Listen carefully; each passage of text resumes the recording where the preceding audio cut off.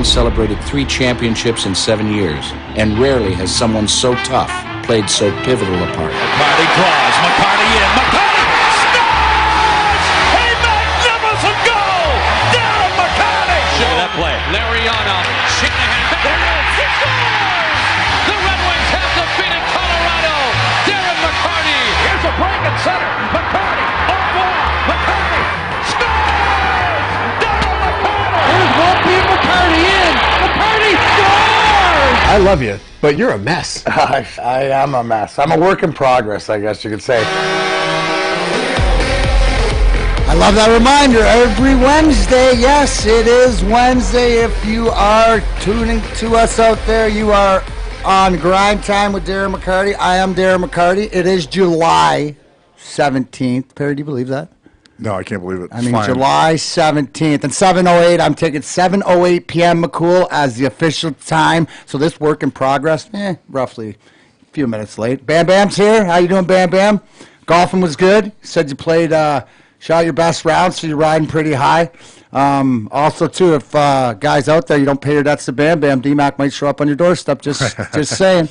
As always, Perry Vellucci, my co-host, and I did not stutter, folks, because Perry actually has had a very, very good week, very good couple weeks as a co-host. Just a little update and a hello to all my friends up at Torch Lake Cellars. Was up there, Aaron and I were up there meeting Chad and Mike and the whole family and everybody up there. But on the way home, D-Mac did what he does, and he blew up another van. So it took me 9 hours to get home from Torch Lake on Saturday night. I got home at like 7-something in the morning. Thank God Cheryl, my lovely wife, was in Clare. So I made it to Harrison, 20 miles out. But the man van's dead. So we'll have a new vehicle next week. So new ride. Yeah, so in saying that, I played and catch Sparky's outing on Monday at Meadowbrook. Thank you, Jimmy Hughes and everybody. 32 years now. Catch a Sparky Anderson Foundation has been going, and it was a beautiful day. The golf wasn't that good, but I had a great group to play with. Even met a neighbor of mine, played with him, Jason Timms. So Jason, he had the luxury of driving me home. Just Perry had the luxury of driving me there because I had no vehicle. So Perry, I will be nice today. Thank you for joining me. And dude, you came through big because it doesn't matter that it's a blood relation and it's family. You can go to that card. I don't really take stats. The fact that you brought in the AHL Coach of the Year and the defending Calder Cup champion coach, Mr. Mike Vellucci, thank you, Perry. Get top notch for that. Yeah, thanks. Hi, how you doing there, Mike? Good. How you doing? Congratulations. Thank you. Obviously, I mean, everybody from around here, from your days coaching the Plymouth Whalers and then moving on up into the AHL. My first question for you, because you won in Plymouth and you won in the AHL, so that's two different ranks. Do they compare? Yeah, that's a great question. I don't think so because after this one, it was relief. In the American League we won and it was great. When we won in the OHL, we had to go to the Memorial Cup, and I was already moving on to that. We were gone to the Memorial Cup 2 days later, so you didn't really celebrate. You had to worry about flights and all that, and then we lost in the semifinals. So I really didn't feel that year we went in the OHL that we won anything. Right. Which kind of sucks, right? I mean, you go all that way, you grind it out for all that time, and then you don't win the Memorial Cup. You feel like you didn't win anything. So that was difficult. But this was unbelievable this year, winning this. I told myself when we won, I was going to let loose. You're the coach. You're trying to be uptight and have everything intact. And, I let loose. It was a lot of fun. Yeah, but that's because pretty much, obviously, growing up in the area, growing up we talk about your family a lot on this show because, with Grind Time with Darren McCarty and obviously Radio for One Studios, Detroit Cast, Mike Walters, who was a neighbor of yours, like you said, hey, I haven't seen you since you had your ponytail, you little puke. I might add to the little puke part. You're a lot nicer than I am, but growing up in this area and playing hockey. You and I have a lot of similarities hockey-wise because we both played for the Belleville Bulls. You were a few years earlier than mine, but what's like starting off as the hockey player coming out of this area? What do you remember the most that you took with you not only first off as a player?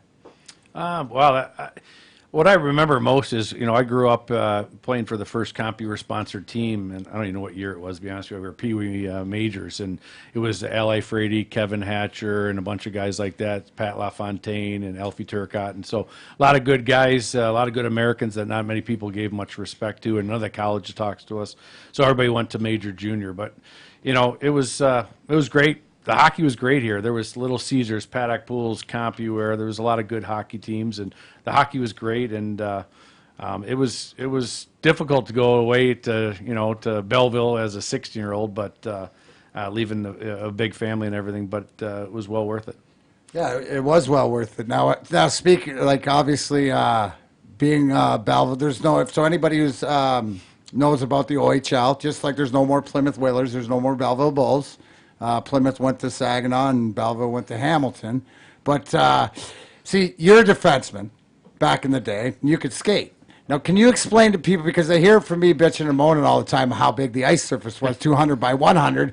But for me, a plugger that couldn't skate, can you please express to them that I'm not exaggerating, that it was a lot different than what we grew up playing, even Southern Ontario, even in Michigan, the ice rinks? Yeah, they have no idea how big that rink was. It was huge. And, as a defenseman, I thought it was a little bit easier because I just went from the blue line to the post and let the forward go outside as far as he could go, right? Because it's 200 feet. And but when we would go in the corner, it was so hard to play defense because a guy makes one move and they're already to the net. But you don't realize how big it is until you get one of Mav's bags, skates at the end. He liked those sideboards, and you get up to 12 and you're looking for the bucket, and you have no idea how big the Olympic size is until you get one of those bags. That's Yeah, I'm glad you brought that up, and Mike said the name Mav, which to him and to me is Larry Mavity, and Larry Mavity is one of the staples in my mind when I think of old school OHL. When I think of you, Mike, you're the I guess you're more old school, but not. You're like in the middle, right? You're out of their mold. And what I mean is Larry Mavity, who was a Maverick track like this, and he had cowboy boots on, and seriously, he was like pure intimidation. Were you? And this is back in the '80s, and even I played for him at the end of the '80s. But when he said he would punch you, like threaten you physically. You felt threatened physically. That's the way it was back in the day. That's the way it was. Him, Bert Templeton in North Bay, and Brian Kilray. Yeah. Right? Killer.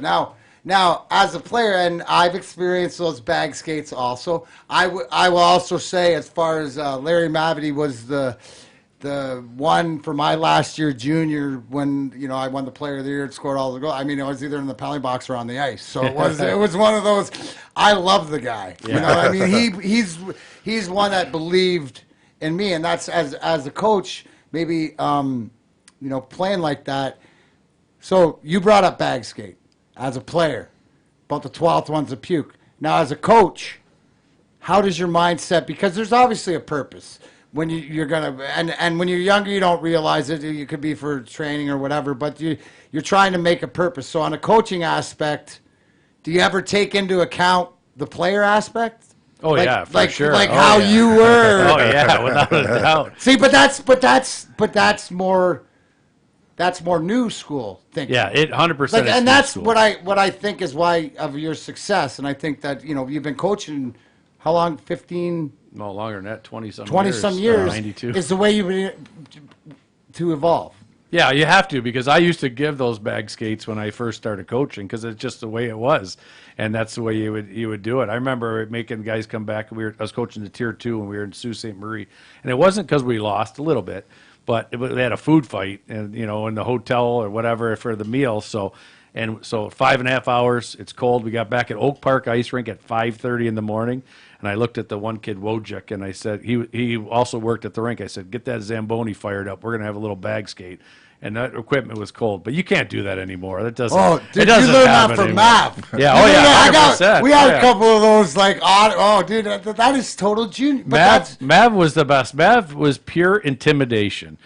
So you know, as X and O's, he didn't have much of it. I went to the finals with him against Guelph, against Chason's team, and we lost in Game 6 But against you had Guelph. but you guys had We had Charlie Moore. We had Charlie Moore. Was Dude, my favorite. like, Darren Moxham. Darren Moxham, pound for pound. Pound for pound, there is no better. Like, he was unbelievable. Darren Moxham, Todd Hawkins. Todd Hawkins won. Brian Marchment. Mush. Brian Chapman. I don't know if anybody remember Chappie. Chappie. Mush was my partner. Mush was your partner. Yeah, Mush was my partner. And he'd go for that big hit and miss it. And they come down on a 3-on-1. And I come back to the bench. They score. Mav be yelling at me. I said, "Well, the kid missed the big hits. A 3-on-1. What do you want me to do? I don't care." No, And it's your responsibility. That's Belushi. it. You're the 19-year-old. You're the 19-year-old. Yeah, That's exactly. But every time you go, Matt was pure intimidation. You go by his office. Where do you want to go?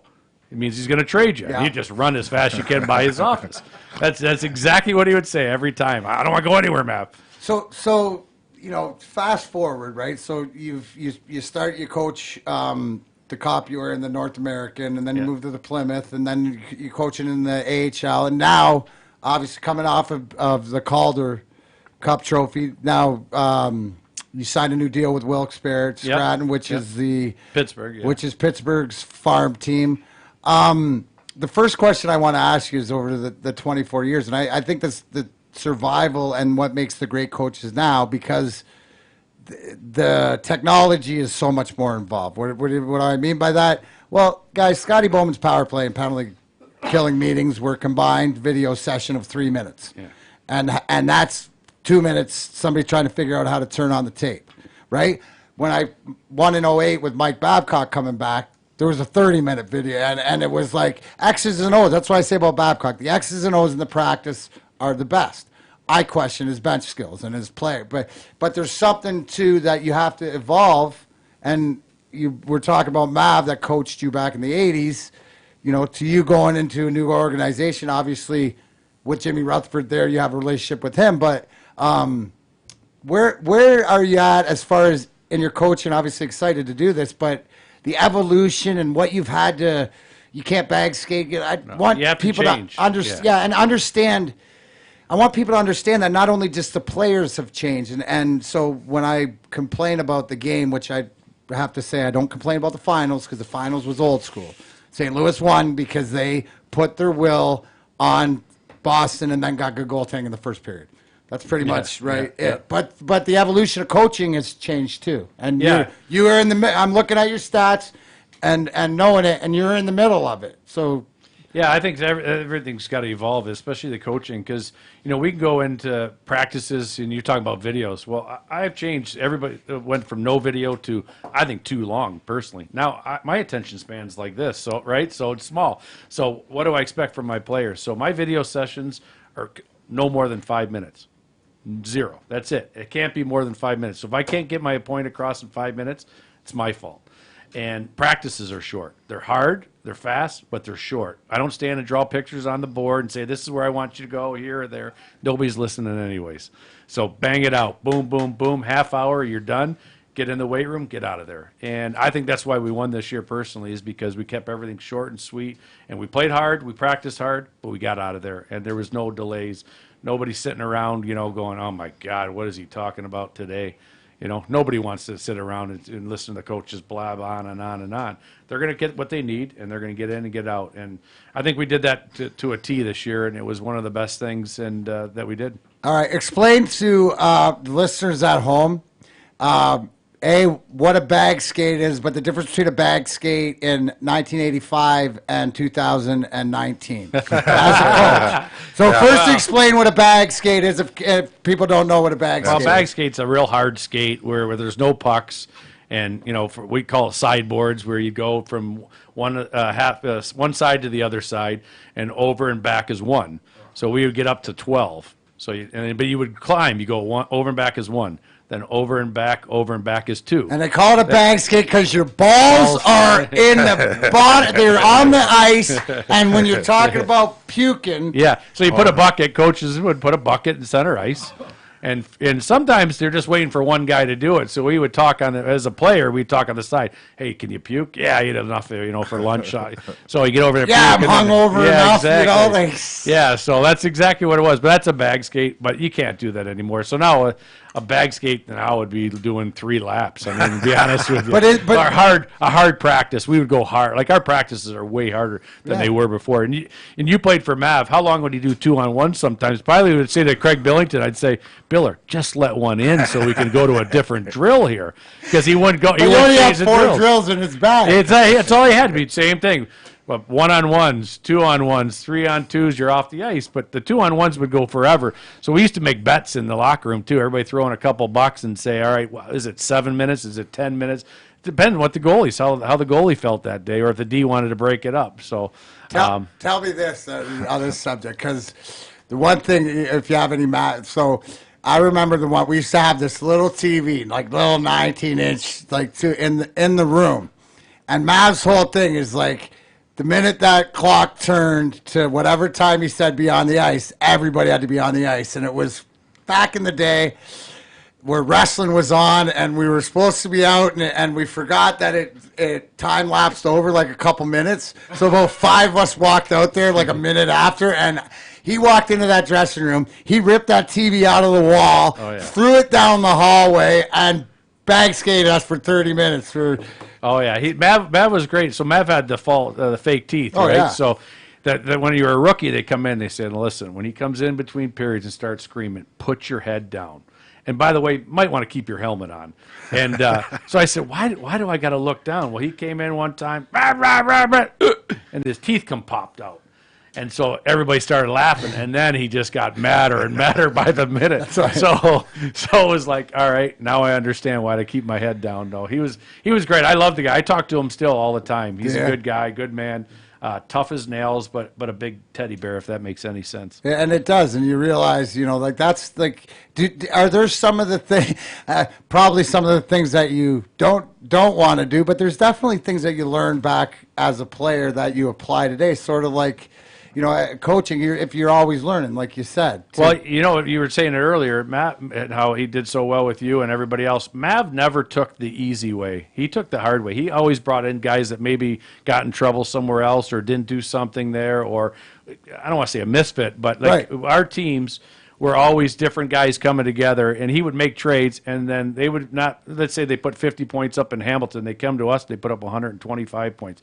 He knew how to manage people, really. Absolutely. And that's the best way to say it is, even if you felt different, he made you feel a part of the team, and he was awesome at it. And that's, if anything, I learned from him was how to deal with different kind of people. Like, everybody's not the same, so why would you try to treat them the same? And he treated everybody differently, as far as it didn't matter if you fit in, he was going to help you fit in. You know what's unbelievable about that? Because that's what I say about Scotty Bowman too. And you know what? Like the guys that along the way that have had the most influence in my life, from younger, I go back to Max Verfool, to Mike Clem, to Brian Drum, to Larry Mavity, to Scotty Bowman. But it was, when you learn different things, Scotty does the same thing. And the guys that are successful, you respect the most, is because they teach you that everybody's not the same. Yeah. And how do I push these buttons?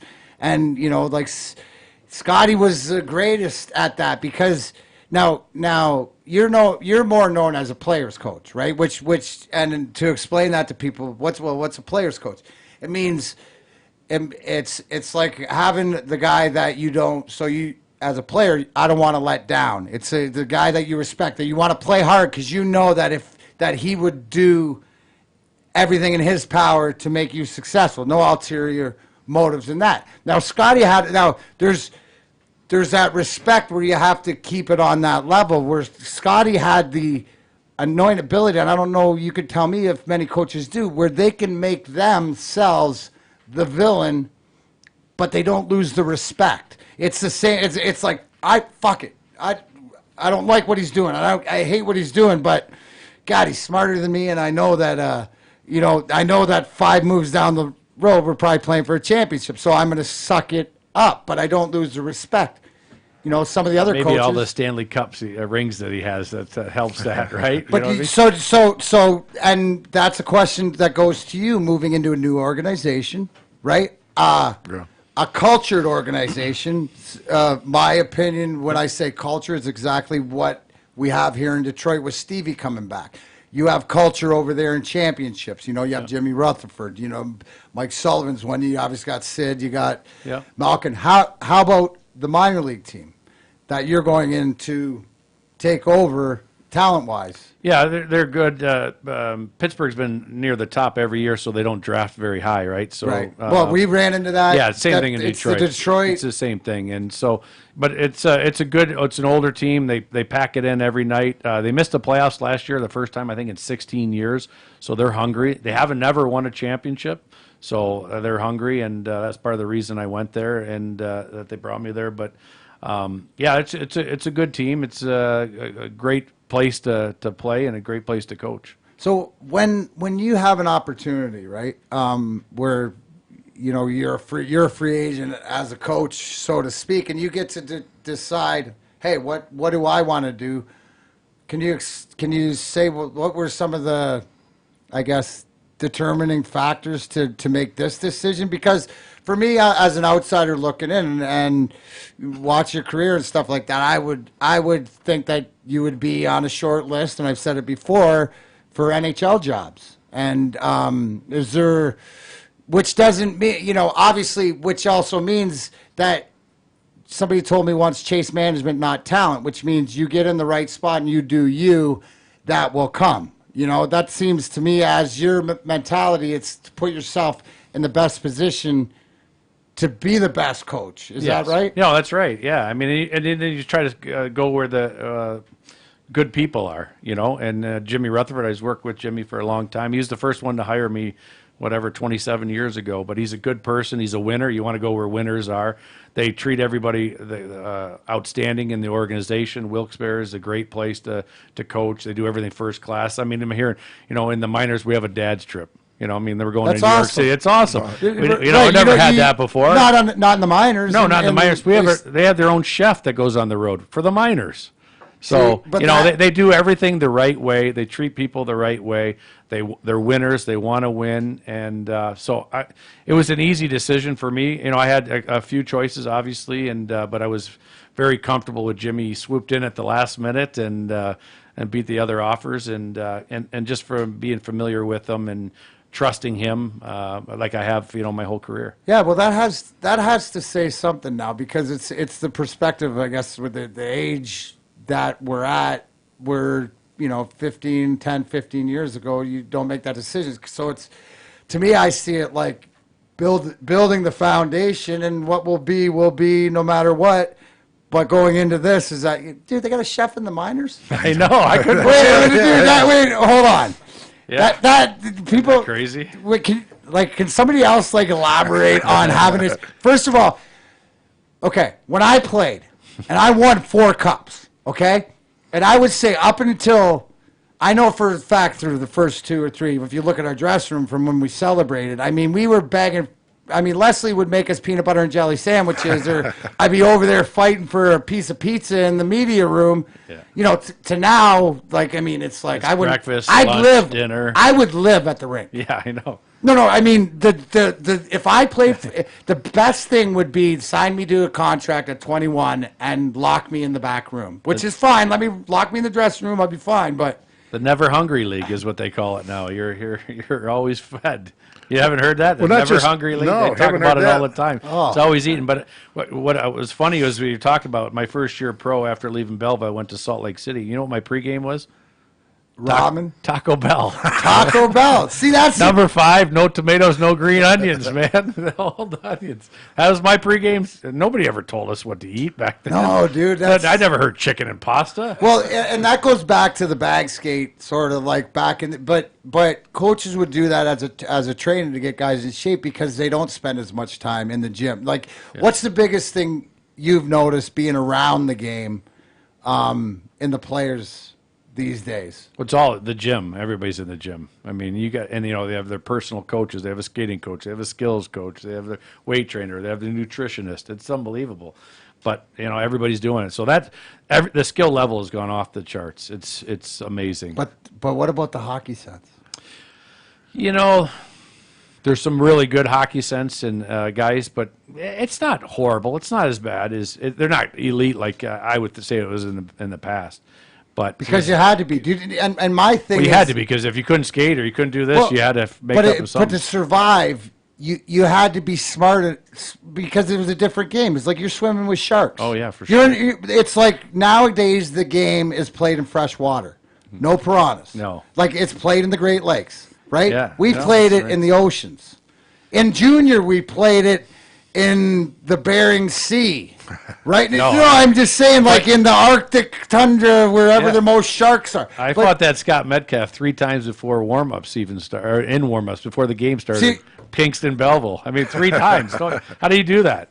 No penalties, no refs. Right, right, exactly. That's the whole. You know, the hardest thing about coaching today is teaching them what Mav taught us. And that one thing is, like, when the guy goes to hit you, you get your stick up and have him eat a Titan. Right, Right? And he already did. And he You already can't. do You that. tell a guy now, he's gone for life. Oh yeah. So now that's Well, the what hardest blows part. me away is how do you deal with this as a coach? Because it's the same in football and it's the same in hockey. Like everything's softer. But when I grew up, I was taught if you go through the middle of the ice with your head down and you get lit up, you could be mad at one other person other than yourself, stupid, and it might be the D-man that threw you the suicide pass, but whatever else. Nowadays, the guy who hits you clean is the guilty party, gets suspended. Today, the swimming with sharks and swimming in fresh water, that's because, in the surviving, what I mean is because you had to protect your head, which meant you were you were fair game. You mentioned junior in warm-ups. You had to back up what you had. Nowadays, your old lady's going to get mad No, at but you. you were 'cause only you're fine. you'd only had to be told that one time to keep your head up, and then if you didn't listen, you got clobbered, and from then on, you kept your head up, right? Absolutely. Exactly. It's So the you same. learned It's your the lesson. same thing as I got beat once, like growing up. I never did that again. I mean, I mean, you guys grew up in Italian family, all the brothers. It's stuff. Oh, like we that. didn't beat each other up at all. No, we weren't competitive. Or Well, anything. Perry didn't. I had to get on that. No. You were dying to. And that's why I've been staying quiet the whole damn time. Hey, Perry, but you're the diplomat, bro. Yes, Yeah, yes. yeah. You need the diplomat because look at the size of these, right? You got the ultra talented. Perry broke our parents for us. It was I perfect. did, I yeah. never got in trouble. Perry broke our parents. Don't worry, for us. we hear about it. We hear about He's all the the time. oldest. He's the oldest. He after him, they just said, whatever you guys want to do, you guys are good to go. Now, speaking, I sort of segued with the head down thing into, a guy that I really want to ask you about, Eric Lindros. So the great 88, because you guys and your family, when he, how old was he? 15? He was 16. I think, 16. yeah, when he So can sang. you explain Eric Lindros, who used to be the captain of the Flyers, they played on Legion of Doom. Yep, same line. The grind line shut down in 97 Cup Finals. Yes. I send Eric a Christmas card every year because he scored that goal with 11 seconds left to make my goal the game winner. Yeah, right? yeah. So he gets my first Christmas Was card. he on the ice when you walked the D there, the toe drag? I don't know if he was. That was Nina Bud. Michelle Petit high stick me in the eye, but that was the best black eye I ever got. But talk about Eric Lindros because I tried to explain to somebody see, Austin Matthews is like the size and sort of the smoothness. Austin Matthews, who plays in Toronto, but Not the brute. not the brute. Can Yeah, you yeah. explain, because there is not been the kid and like Eric Lindros, and I'm the first one to say, well, there's always somebody bigger and badder because you don't learn a small thing with skating with your head up.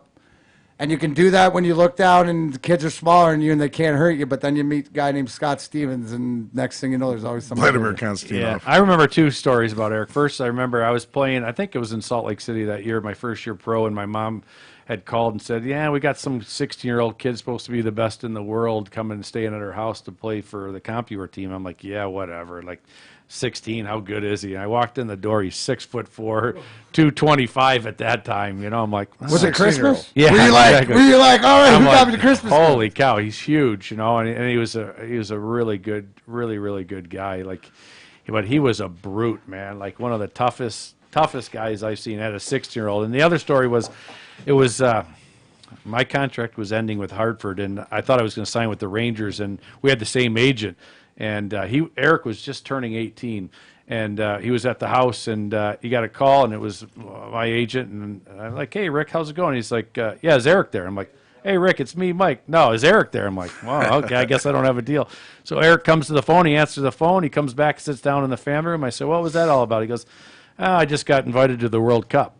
As an 18-year-old, right? And I'm like, well, you're not going to make that. I mean, they got Gretzky, Messier, Yzerman, Savard, Lemieux. He goes, I don't think they had Yzerman. No, but he was right. no, but he said, Eric goes, "I'm going to beat out Yzerman and Savard," and I'm thinking, you're crazy. And Keenan was the coach, and lo and behold, he made that team. So I wouldn't say he dreamt big, but he had big thoughts, and obviously a hell of a player. And as an 8-year-old to play on that team was pretty impressive. No, it is. And, he was a man child because we played against him in Oshawa, and it took 2 of us to knock him down, and you just knew he was going to be that good. It's just unfortunate. My whole thing is, and he's such a good guy that, you hope with all this concussions and stuff going on that he's able. Him and Brett, his brother, also, too, both ran into it. So, that's one of those things that happens in sports that, careers get cut short in such a physical game, and that's one of the things. You know what? Speaking of Mike, I don't know if you know this guy I got on the line right now, but he knows nothing about physical hockey. He's high and wide down the wing, missing that all the time. Meltdown. Meltdown, you there? Yeah, it must be Meltdown. He does know your games. He scouted you. He scouted you, Meltdown. Yeah, I used to skate over at USA Rink there in the early mornings. I get into work and I watch him on the ice there, figure skating a little bit. But he loves the game, right? Loves the game. Perimeter game. Yeah, he's a good player. Great Euro. Anyways, Melty, what's up, buddy? Hey, man, how are you? Good. Thanks. I think I don't know. Well, you know what? I had to have you on for my listeners here, and then if you don't know this Meltdown from the Riff, you can catch them 3 to 7 weekday afternoons on 101 WRF here in Detroit. Actually, technically, it's like 2:45 to like 3:45. I always get mad right, because you're before 3 and then you're before 7. But yeah, 2:45, 6:45. There you go. But that's just me being OCD. But anyways, right. So we were talking yesterday.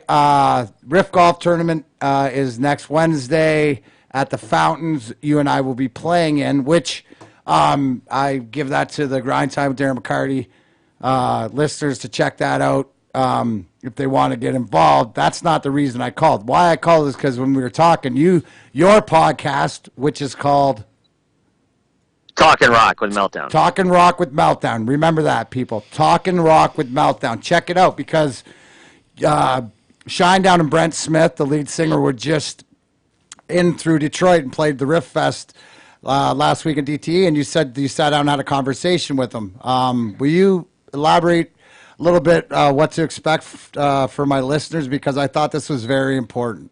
Well, Brent has had his share with struggles with substance abuse over time, and I've known him since 2003. And like I even said in the interview, I've seen him at his worst, I've seen him at his best, and I think his best might be right about now. But he was really going down a slippery slope. And then his son was born about 12 years ago, and as he told me in the interview, and I kind of knew this already, but that was like the trigger that kind of helped him get back. But as you know, sometimes you slip and fall, and he told me back around 2015 or so, he did slip. He fell a little bit, and he got back into it. And in his own words, it was like about the lowest he's ever been. So, and that's saying a lot because he's had a lot of struggles with it. But you know what? He continues to overcome and continues to push forward. And he's a really good guy. He's a super talented guy, and I wish him nothing but the best. So. Well, yeah, and I think that with everything that we all have, it's a chance to say, and to me, what it showed is obviously the respect that he has for you to be able to talk about that, because it's something that he doesn't really bring out in public, but I also relate to it, and it's okay. I think that the reason so check out Talkin' Rock with Meltdown. You can check out the Brent Smith. I know you said it's on the beginning of the episode. Because you got a bunch of what other bands did you talk to? Yeah, I talked to the guys from Pop Evil, who I think you know, and from Cedar GR guys. Yeah, the guys from Bad Flower, who have an interesting story. Then this girl Diamante, And then last week I had probably one of your favorites, Geddy Lee, on last week. Oh, Really cool. Yeah. He was just in dude. town yesterday signing copies of his book, The Big Beautiful Book of Bass, at my friend's store at Nick's store, Rock City Music. But Well, anyways, you know what? It was, Thanks for the you The heads mother up. scratcher. That's okay. That's they okay. just announced it like Thursday or Friday or something. It came that fast. They just announced it. All right, I'll let you off. It's all right because there's something I'm bringing up later in the show. I'm playing golf with Alice Cooper on Saturday, so I'll let you off the hook on that. Are you playing? Okay, yeah, because he's going to be in town. You going to the show or what? We'll see how we'll see. We'll see what old Coop has. See if he takes a shine to DMAC or not. I'll tell you what. Have you met him before? I have not. I'm not worthy, bro. I'm doing Wayne. I'm like Wayne's World because I get it with and just to even it's funny because I saw one of the stories done on him and I didn't realize that he's been to some dark places too. But the greatest thing I had our friend Damon Johnson was in here last week, but who actually made it happen, but. Was just saying is how Alice is, that's the show guy, and then this is the day guy, and how to be able to separate. And I think that a lot of times that's, if for me personally, if I can look and see people that I respect the way that they do it, then I'm in for it. And that goes back to Brent Smith, talking real and showing people out there it doesn't matter. This guy can sing and unbelievable songs, but he's real and he's personable, and I think that's just so important. So, yeah, I've had a chance to interview Alice a few times. I met him a few times and stuff, and I'll tell you what, Alice, it's like I was telling Damon this too. I'm like, there's not a question you can ask Alice that will stun him or shock him. He's heard everything, right? And so, anyways, I was interviewing him for the first time, I think, back around 1999. And my mother-in-law just happened to make this quip as we were just talking about how I was going to interview Alice. She goes, I wonder how he plays golf with all that makeup on. And so as I'm doing the interview, I said, hey, how do you play golf with all that makeup on? And he looks at me and goes, that's the dumbest question I've ever heard. I love it, dude. All right, bro. I appreciate you. Keep what are you doing? Rollerblading tonight, or you just is it lower body? What do you want me to tell Coach here in case he needs? Listen, I've got my 30 miles on my bicycle planned out for the morning time, so that's what I'm going to be doing. So Coach Bellucci, I'm getting ready. I haven't given up the dream just yet. All right, we'll get you a tryout. There you go. You see, I'm always working for you, brother. Anyways, that's all right, Melty.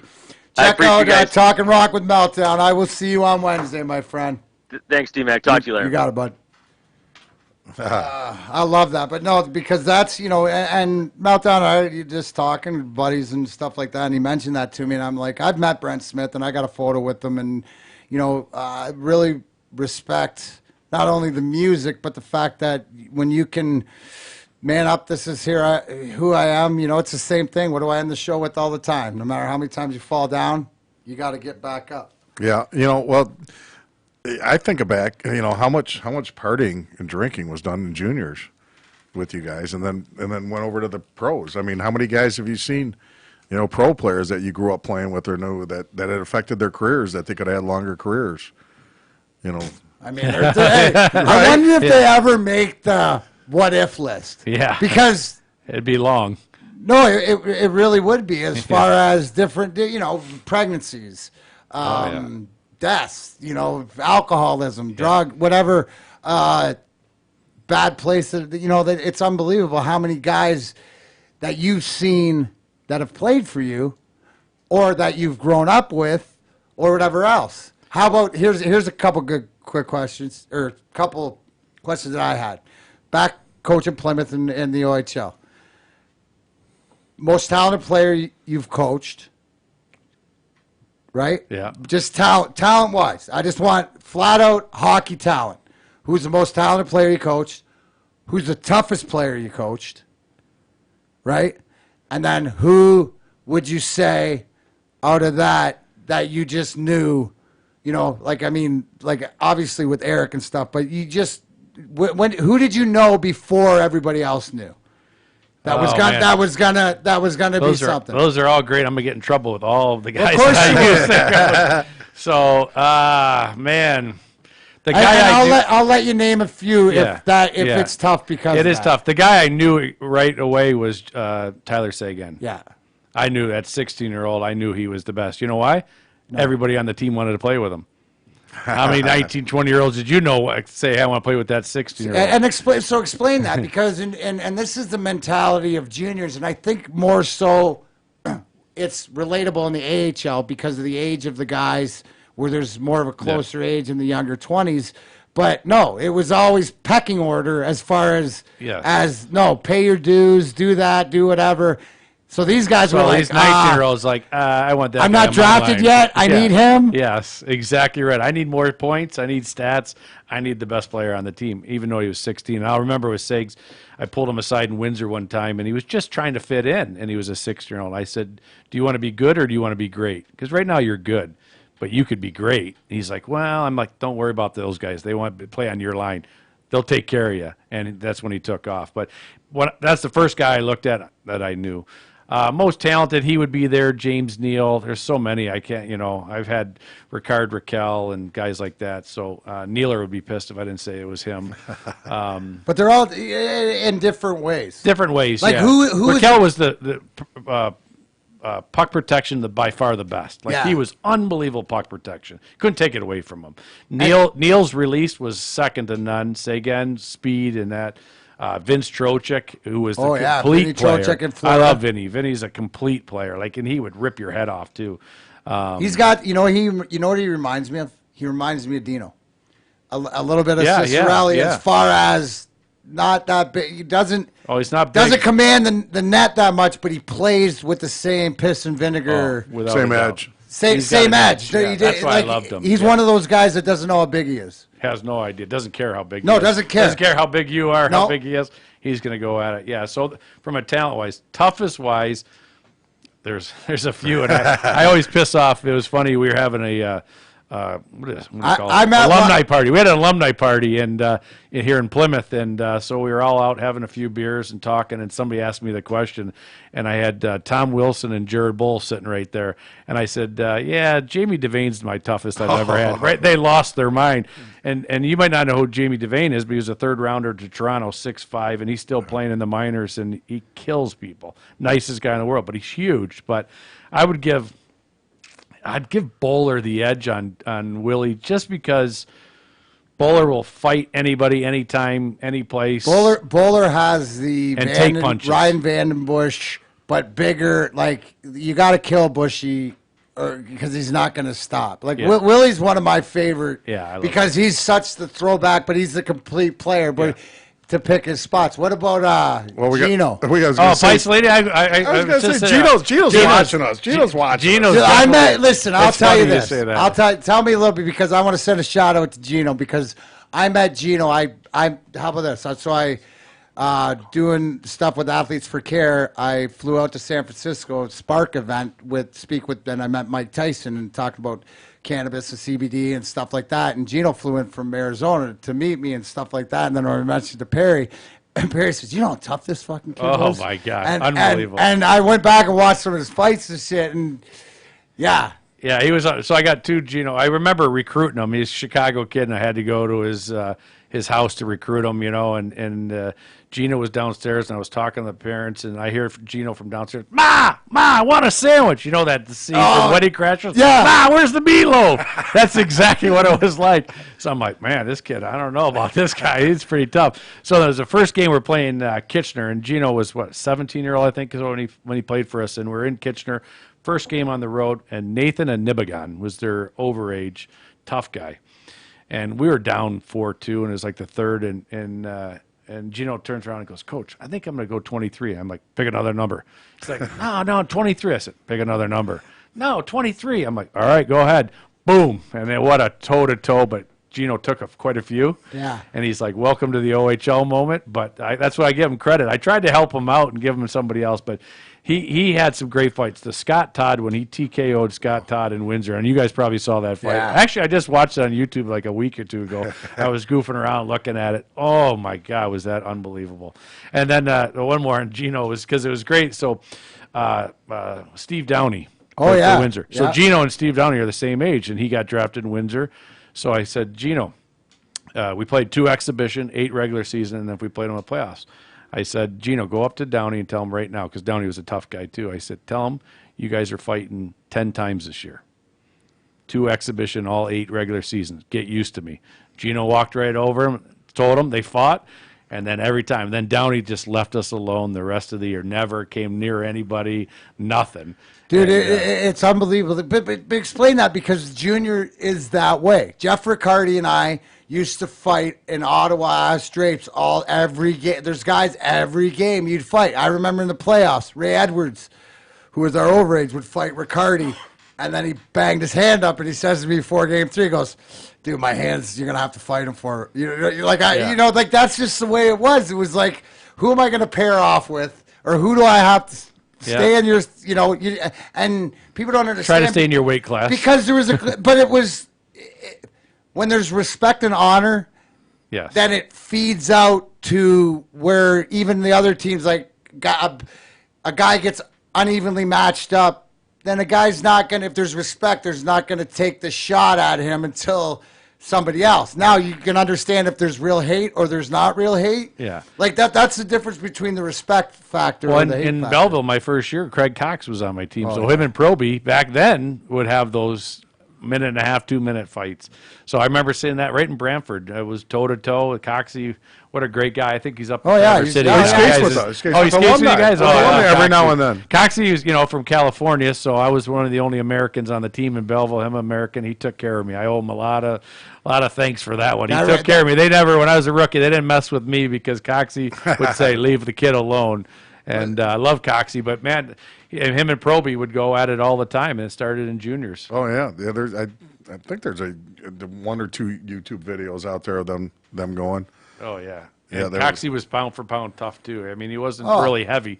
He was No, tall. he's lanky. He was He's lanky. just one of those, And he like, could they just both stretch it fought out. the same way, is Yeah. that you weren't going to hurt them. It's just the longer it went, it's just going to wear it out. Yeah, that was great. They were a lot of fun to watch. That's awesome. You're a golfer, right? Oh yeah. Awesome. Well, have you ever played cattails? Yeah. Did you know that Cattails Golf Club is an 18-hole championship track in South Lyon? Do you know where South Lyon is? I know I played cattails quite a bit, to be Well, honest. you know what? Former home to the LPGA Futures Tour, Michigan Amateur Qualifier, and more. 2 very unique 9s. 1 unique golfing experience. Wetlands featured on the front, where Perry Vellucci's balls are mostly found. Hardwoods, native forests on the back. There's a range, multiple practice areas, full bar and menu at the clubhouse. You can come on out and join the course that the Grind Time family plays. Check out our Facebook page for an exclusive offer to Grind Time fans that will get you 18 holes and a cart for $25 during the week. Pretty good deal, right? Yeah, it is. Isn't number 10 a par 5 over water? Number 10 is Yes, dog leg dog left. Dog leg Yep. left, yeah. Yep. Yeah, try to go for that in 2 a couple times. Oh yeah. No, we'll have to obviously get out and play. So how long are you? So what's entail? So obviously being in Charlotte or whatever, and then now moving, you in between places. You're back. Yeah, for the summer come back to the summer, or for the summer. My son here. Yeah, but by the way, Ryan's in here. Ryan Yeah. plays for Barnyard. Ryan Barnes last year, and Yeah. what's Finner's kid's name? Fish's kid. Braden. Braden? Oh yeah, Fisher. the big yeah. Yeah, 6'5", So yeah, so- how old are you guys? What year? 02? God dang. Yeah. Yeah, he's taller than me. Yeah. Yeah, so I come back for the summer, and then my daughter lives in Charlotte. She goes to school there, so she's a senior in college. So, and then my wife and son live here. So I'll be in Wilkes in September. Training camp in Pittsburgh starts. We go for training camp, I think, on the 6th or 7th of September. That's awesome. Looking forward to it then. So I got so I have you in here, right? And I'm showing this clip, and this is coming up here in a few minutes. We're going to have Dylan Playfair from the show Letterkenny. But one of the things I wanted to show you, Coach, is because I tried to bring this up before from a player's perspective, but there's a clip on there. There's a clip on there that I showed to the people back home or on the Grind Time with Darren McCarty of how to get teams fired up. Now, I would like you, I've showed you this before, but we're going to watch it again, and then I want you to comment on the coaches. Is this proper etiquette? Is this something that's realistic? if it is realistic, maybe what level it's realistic. So this is the Letter Kenny kick a garbage can. Uninspired hockey. It's unacceptable. It's fucking embarrassing. All right? No hustle, no heart, no jam. You're in between the first and second period. You're down about 2 goals. Your star player ain't playing like he's supposed to. You're the coach. It's your job to inspire him. And the best way to do that is kick a garbage can. Now, there's 3 approaches to this. All right? Number 1, it's called the alarm clock. You walk in the room, hands in your pocket. Don't say anything. Don't say a word. Their heads are hanging low. You don't want to wake the babies. And then, out of nowhere, fucking embarrassing! Showing the replay of him kicking. Alarm clock. Approach number 2 is the tornado. Now, there's a bonus kick in this one. You kick the door as you're coming in. You come in the room like you're a caged animal, all right? Circling, pointing out and insulting and embarrassing every single player, all right? You're fucking embarrassing. You're fucking embarrassing. You're fucking embarrassing. You're fucking embarrassing, right? And then BAM! The slow motion replay of the can being kicked. Yeah, the can be a kick, slow motion. Tornado. Play, fucking embarrassing. Now, the third approach This is the best is the boomerang, all right? You do everything you did in the tornado, right? Caged animal coming in, the fucking embarrassing, right? Then you leave. Give it about 3-4 seconds. Let them think they're off the hook, that they're out of the weeds. And then you come flying back into the room. Bam! It's fucking embarrassing! Walked out of the room, walked through the bathroom, and caught him coaching. So that. Now go out there and win some hockey games. Yeah, the first thing I noticed in that whole thing, there's nothing in the garbage can. So that's so. It's not a dramatic effect. Okay, No. well, explain that from a coaching, right? So.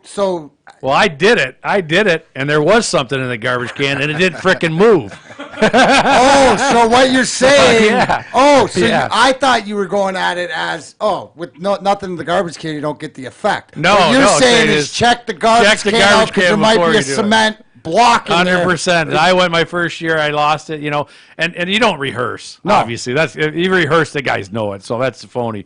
But my first year, and this is when you could do this stuff, and it used to get a rise out of people. Now the kids say, they won't even pay attention to you. But anyways, so if you do it, I did it, and it was full of garbage, and it didn't move an inch.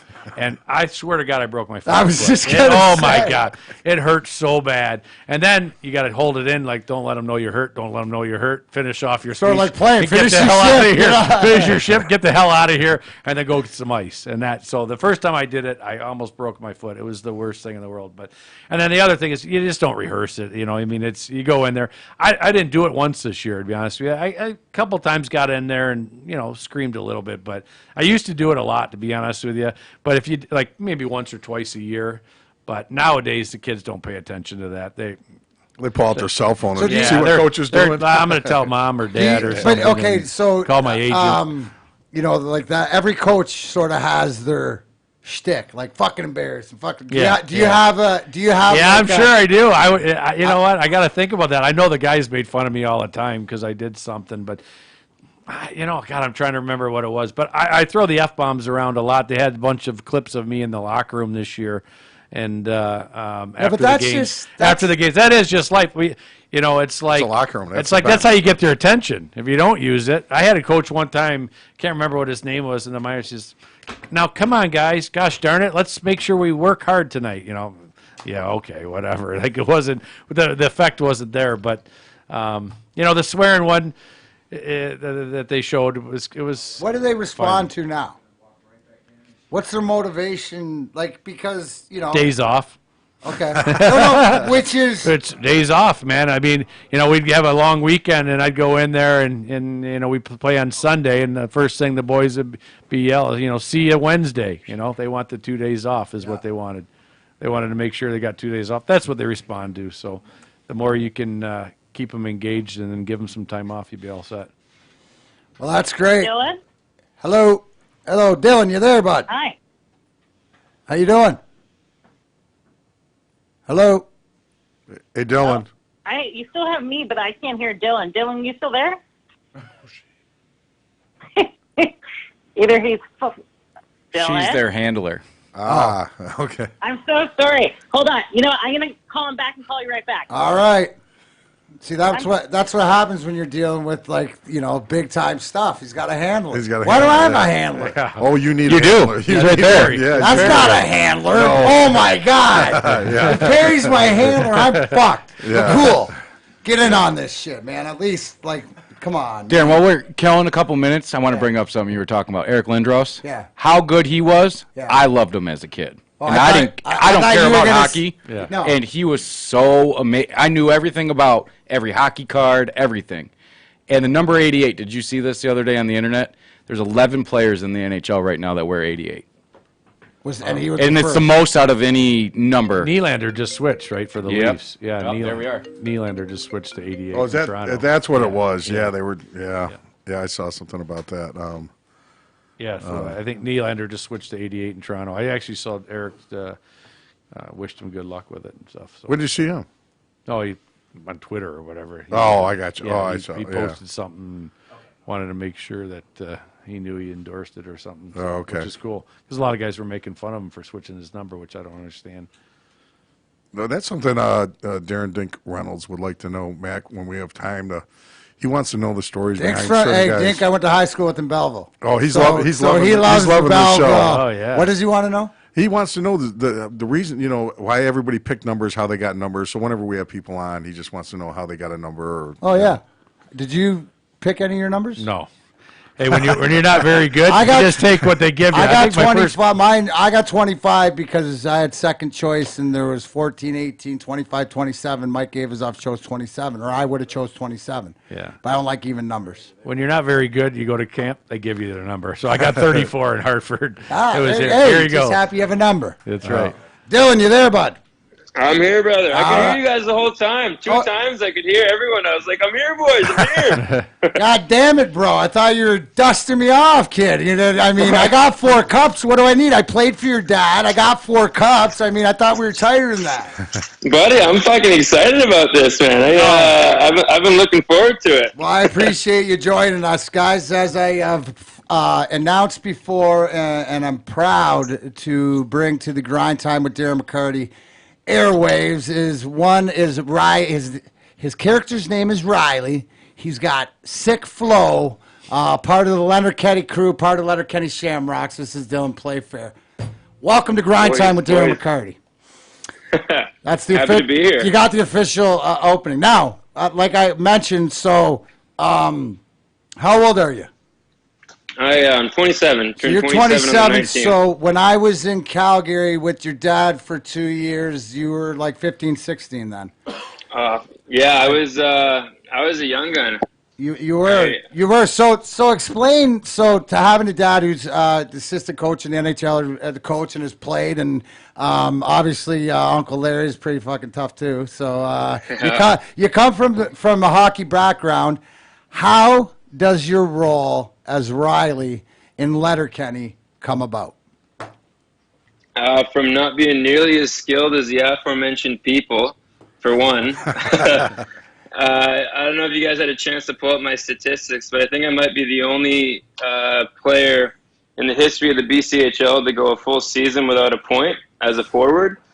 So I saw the writing on the wall, realized that I wasn't nearly as tough as those guys were, and couldn't put up enough points. And I started watching Friday Night Lights with Taylor Kitsch, actually, who is another hockey player turned actor, and just loved being the class clown in the dressing room. And I was always a dressing room guy, and had a lot of fun with the boys. And I thought, if this is something that I enjoy doing, I enjoy having command of the room and telling stories, and figured, I want to keep doing that. And I was kind of a bit of a drama nerd in high school. I did a couple of plays and enjoyed that, and I got the same sort of rush out of being on stage that I got when I was playing hockey. So when I was 19, I packed up my shit and drove out to Vancouver and worked as a production assistant, and then got an agent and started auditioning, and I booked my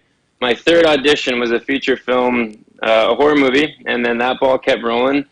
and I met Jerry Kiso, who is another former hockey player, the creator of Letterkenny, and he invited me out to play beer league with him. And Hersey and I, the guy who plays Jonesy on Letterkenny, we were roommates, man. We were roommates together.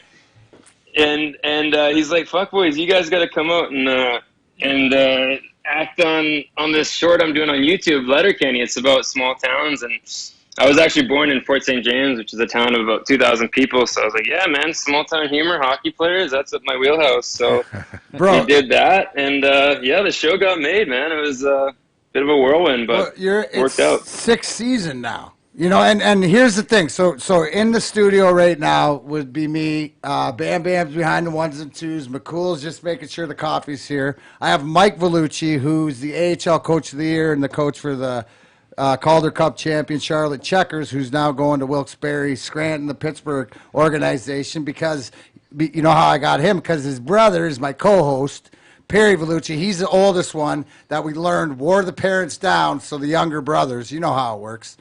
Yeah, we're the test subjects. The test subjects. So we were just talking about like junior hockey and going back, and you lied to me, by the way. You had a helper. You had an apple in 40 games. 54. So you had an apple, kid. You didn't go pointless.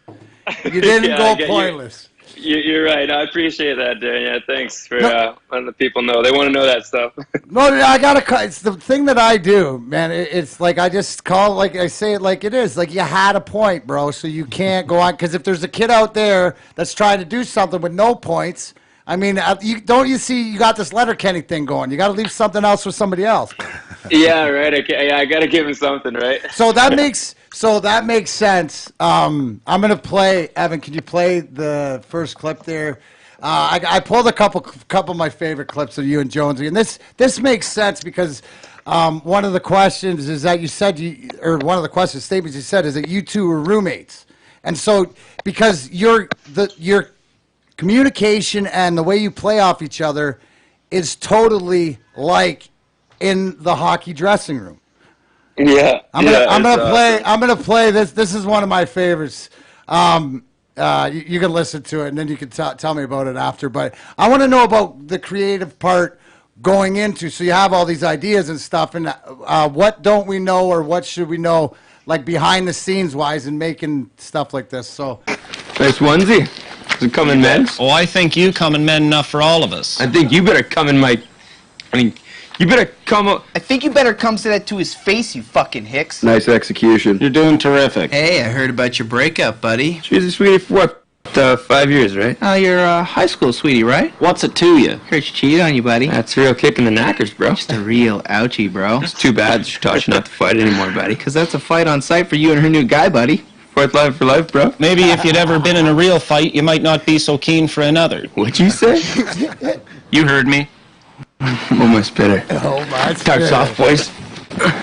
You looking for a tilly, buddy? Let's have a Donnybrook. Pump the brakes. You take your shirt off, but leave your sunglasses on. What sort of backwards fucking pageantry is that? You gonna fight with those shades or play PokerStars.com? Hold your spitter. You hold my spitter. Just put the spitters down. TikTok.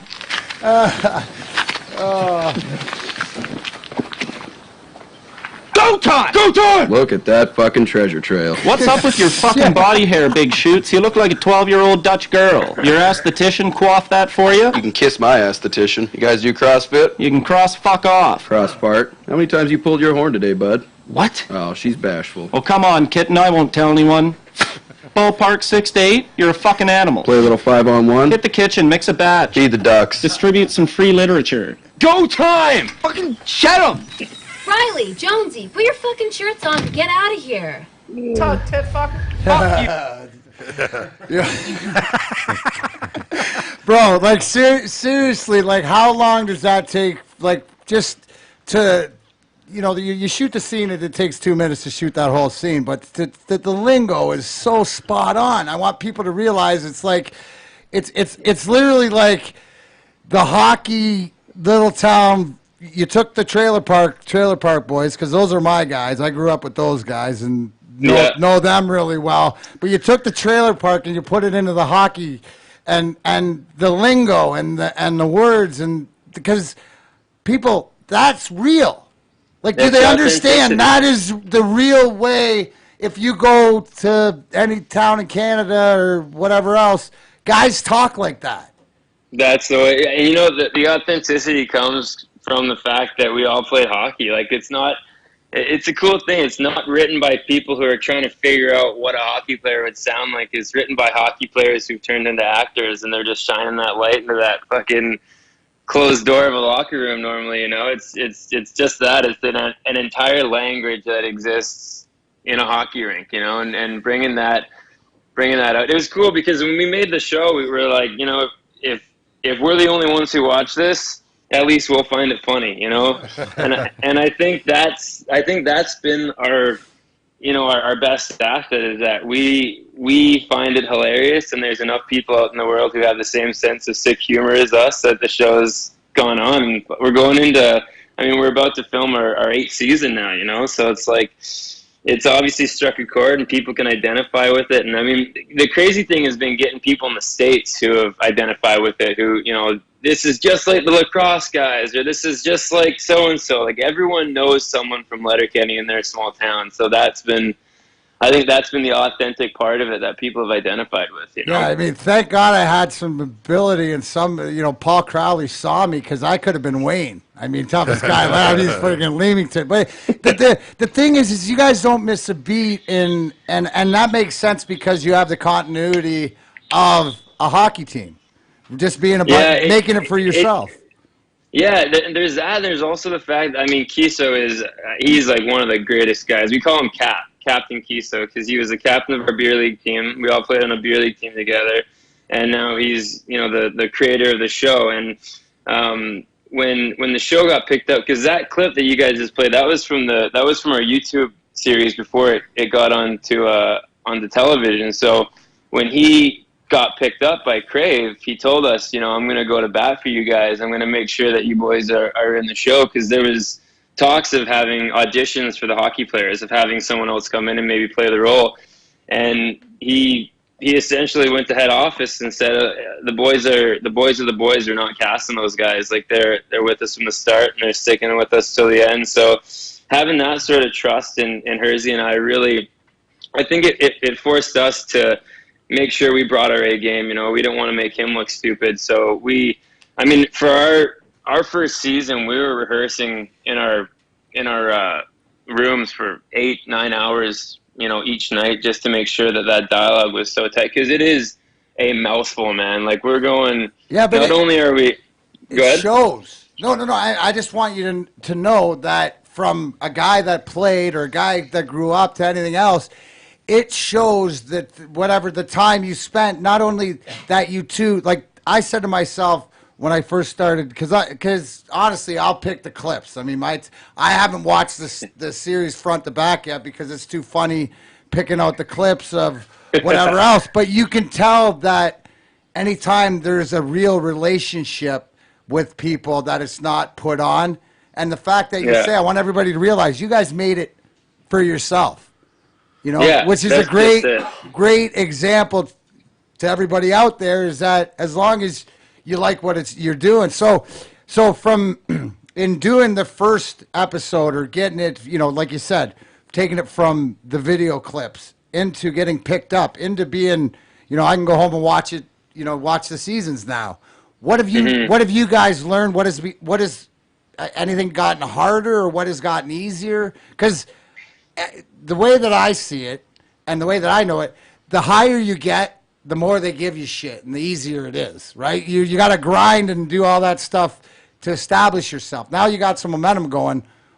Is it different, or what have you learned? No, that's exactly it. You know, the work we were putting in seasons 1, 2, and 3 were, like, honest to God, 8-hour rehearsals each night, just and it's great because every scene I'm in, I'm with Andrew, so we have each other to bounce off of. We have that chemistry already. We have that work ethic, because he played junior out in Ontario, and kind of same story as me, oldest of 3 boys, grinder, left to go become an actor. So we sort of, you know, see the world in a really similar way, but we had that pressure in the beginning to really prove ourselves, and then we actually met last season, and we were running scenes, and we were memorized in 15 minutes. And he's like, buddy, I'm going home. Like, we're done. And I called him when he got home, like, fuck, man, I feel like we're not doing enough. And the next day I went and I talked to Jared about it. I'm like, we're there, but I almost feel like I'm not earning it. He goes, Dylan, you guys know these guys. Like, you've been living with them for 5 years now. You've been saying these words. You've been getting into this character's headspace. Like, it does get easier. It's like, when you first learn to, and I remember in Adam when I first got the puck off the ice, I was like, holy shit, that took me, 50, 60, 100 tries just to raise the puck. And now it's like, you'll never lose that skill. So I think that for me was a cool learning curve of knowing, like, just because it doesn't feel hard anymore doesn't mean it's not still good. It just means you've learned that skill. So, like, I can look at a script now and be basically off book in 45 minutes. It used to take me the better part of the afternoon and most of the night to figure that shit out. So that's been cool. And then it's, just finding new layers and making sure that you still bring something to the table that makes people laugh. You don't want to get comfortable in the sense that you start overlooking details, but you also can accept the fact that as it goes on, like anything, if the more comfortable you are, the easier it gets. So that's been a cool lesson to learn in this series, especially. And it's fun, man. Like, just having fun is such an important part of comedy because people can feel it, right? Like you said, you can feel that connection we have. Oh, it's real. It doesn't, dude. One of my other favorite scenes is the boys, Crazy Dan, tossing the ball around. He's talking about getting, butt stuff. Dude, yeah, dude, no, but like, dude, I posted that today on my Instagram because you don't understand. You've had that conversation with your boys, right? But what I gotta, like, the intricacies of the not only the catch game being that short, but then the throws and then the underhand throw and then ignore the guy. Like you guys, like, how long do things like that take to come together? Or is it because you all are on the same page, because you came from the same page, you can go with each other, where one guy goes, hey, starts taking it this way, and you're like, oh, I remember that. That was freaking Johnny back in second year in whatever. Well, I'll let you in on an insider secret. At the end of every season, we shoot in the summertime out in Sudbury, so I'm leaving at the end of this month to go film season 8. And at the end of every season, Kiso and the core cast, we usually get together and we'll go out and rent a cabin up in northern Montreal and just be degenerates for it. Basically, it comes from bender weekend. In hockey, when you get eliminated and you go on a bender, that same model came directly into Letterkenny, and at least half, maybe more, of the jokes you see come out of those weekends, because that's our humor. That's our sense of humor. We talk about that shit. And when we, drive up to his cabin in Montreal, we joke about that stuff in the car, and Jared takes notes. It's funny. We'll be shooting the shit. He'll pull his phone out and make a note and go, that's going in the movie. And sure as God's got sandals, man, every time, like, when we laugh, because, man, we laugh together, and it's, like, constant, and he's observant, man. We'll be out at the bar having a good time, and he'll pull his phone out and make a note. And the next season, we'll get the scripts, and he'll have integrated that little joke bit into a scene, like that one with when they're throwing the ball around. I mean, those conversations were had, man. It's cool. Really cool. Don't mean to be disrespectful, but whatever. Like, you, one of those. You totally nailed it. Now, how much of Riley is Dylan? Probably more than I'd really like to admit. Okay, but that's good for the fans, because there's a whole bunch of chicks out there going, "Yeah, all right."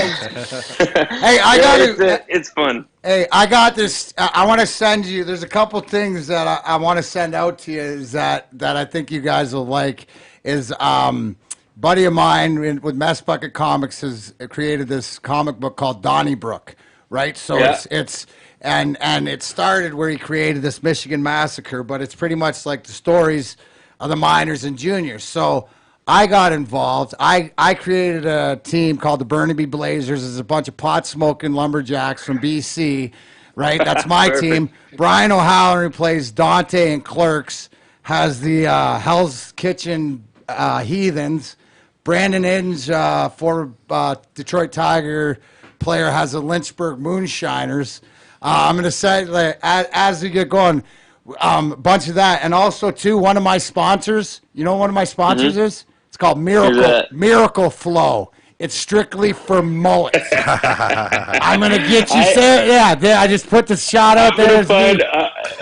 I'm gonna find a photo of me playing Junior B, and I'm gonna send you the mullet with racing stripes that I had all through Junior B. Bro, I love it, dude. Right ahead. But I'm gonna the Miracle Flow, and then the other thing I wanted to tell you is that now that you know how to get a hold of me whenever you need, for the movie or a cameo or something like that. You want me to come on in and beat up one of those dusters that ain't performing? You let me know, buddy.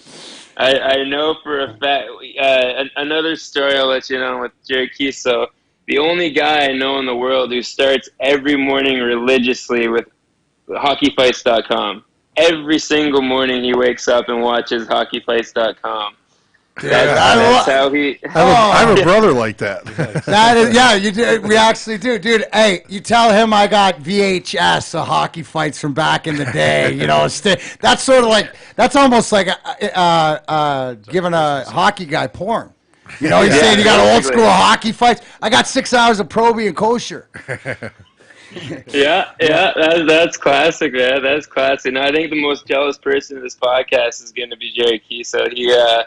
He's got an encyclopedic knowledge of every tough guy that I've ever heard of. Well, then here's the deal. Then you go back and say now that because we're like sort of family because your dad was sort of like we go back. We go back. So you tell Jared he's more than welcome anytime, and we can strictly just talk fights, or I'll have him on and we'll play.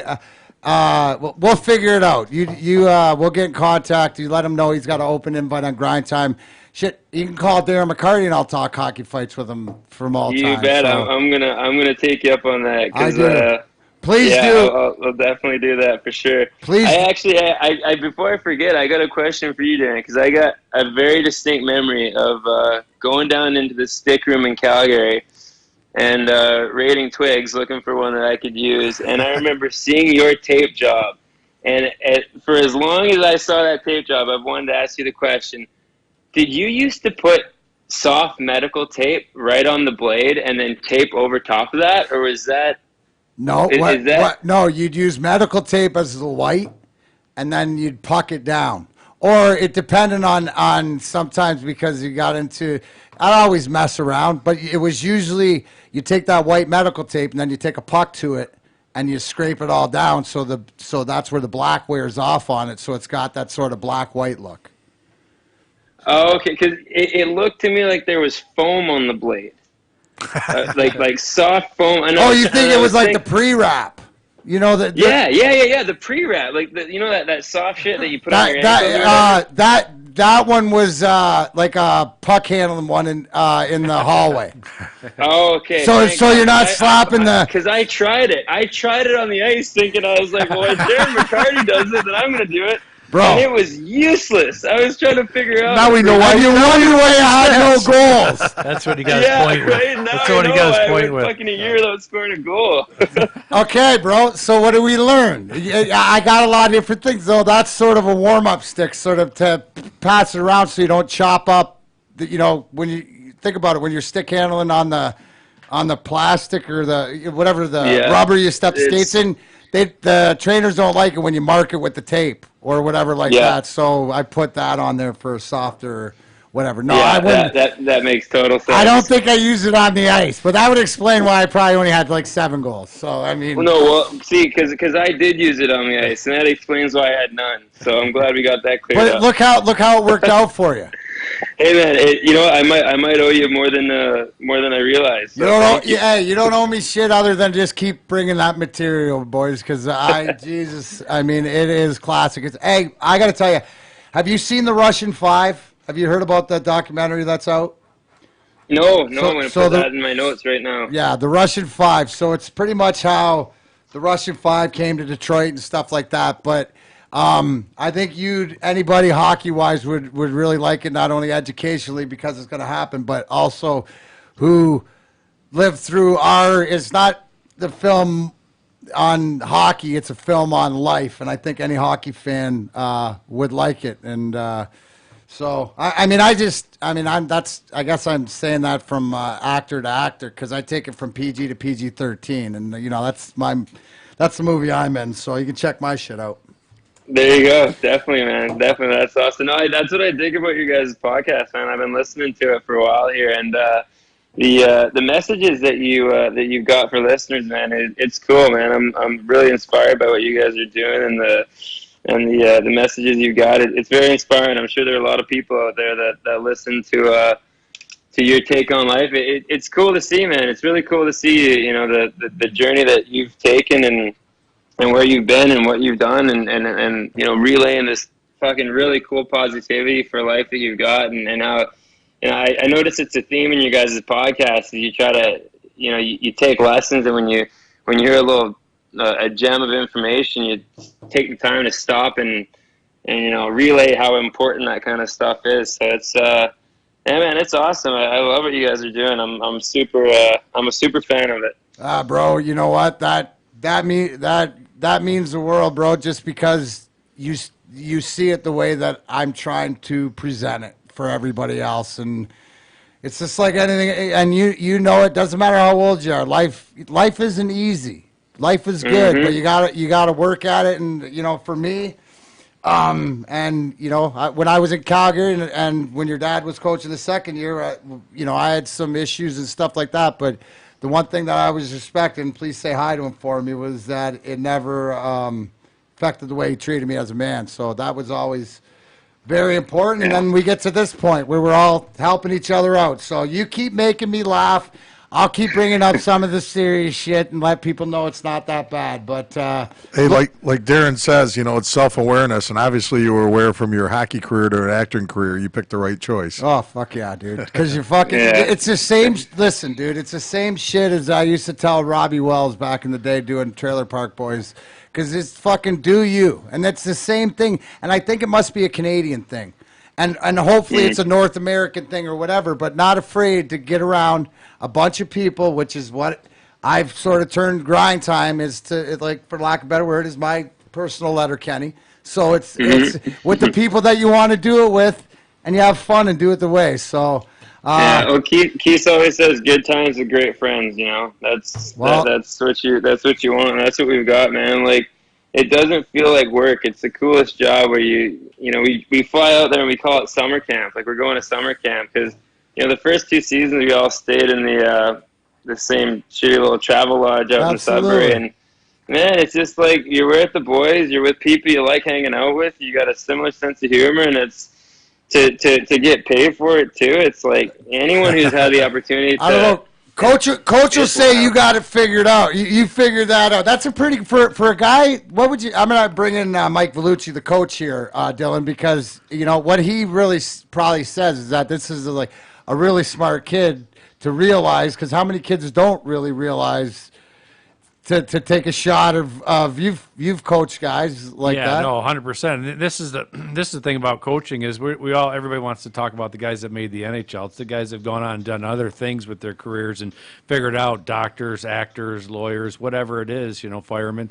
So a lot of guys don't figure it out at a certain time, and it's awesome to see that you figured it out. And obviously, it's a great show, and I look forward to watching the series. I'm excited that I get 6 full seasons I can watch right in a row. So it's pretty cool. Yeah, man, it's a pretty binge-worthy show. Well, actually, I can't remember what exact episode it was of Grind Time, but the last one I was listening to there, Darren, you were talking about the amount of guys in bands that have athletic backgrounds, and I was listening to that today, and I was just thinking that's so cool because.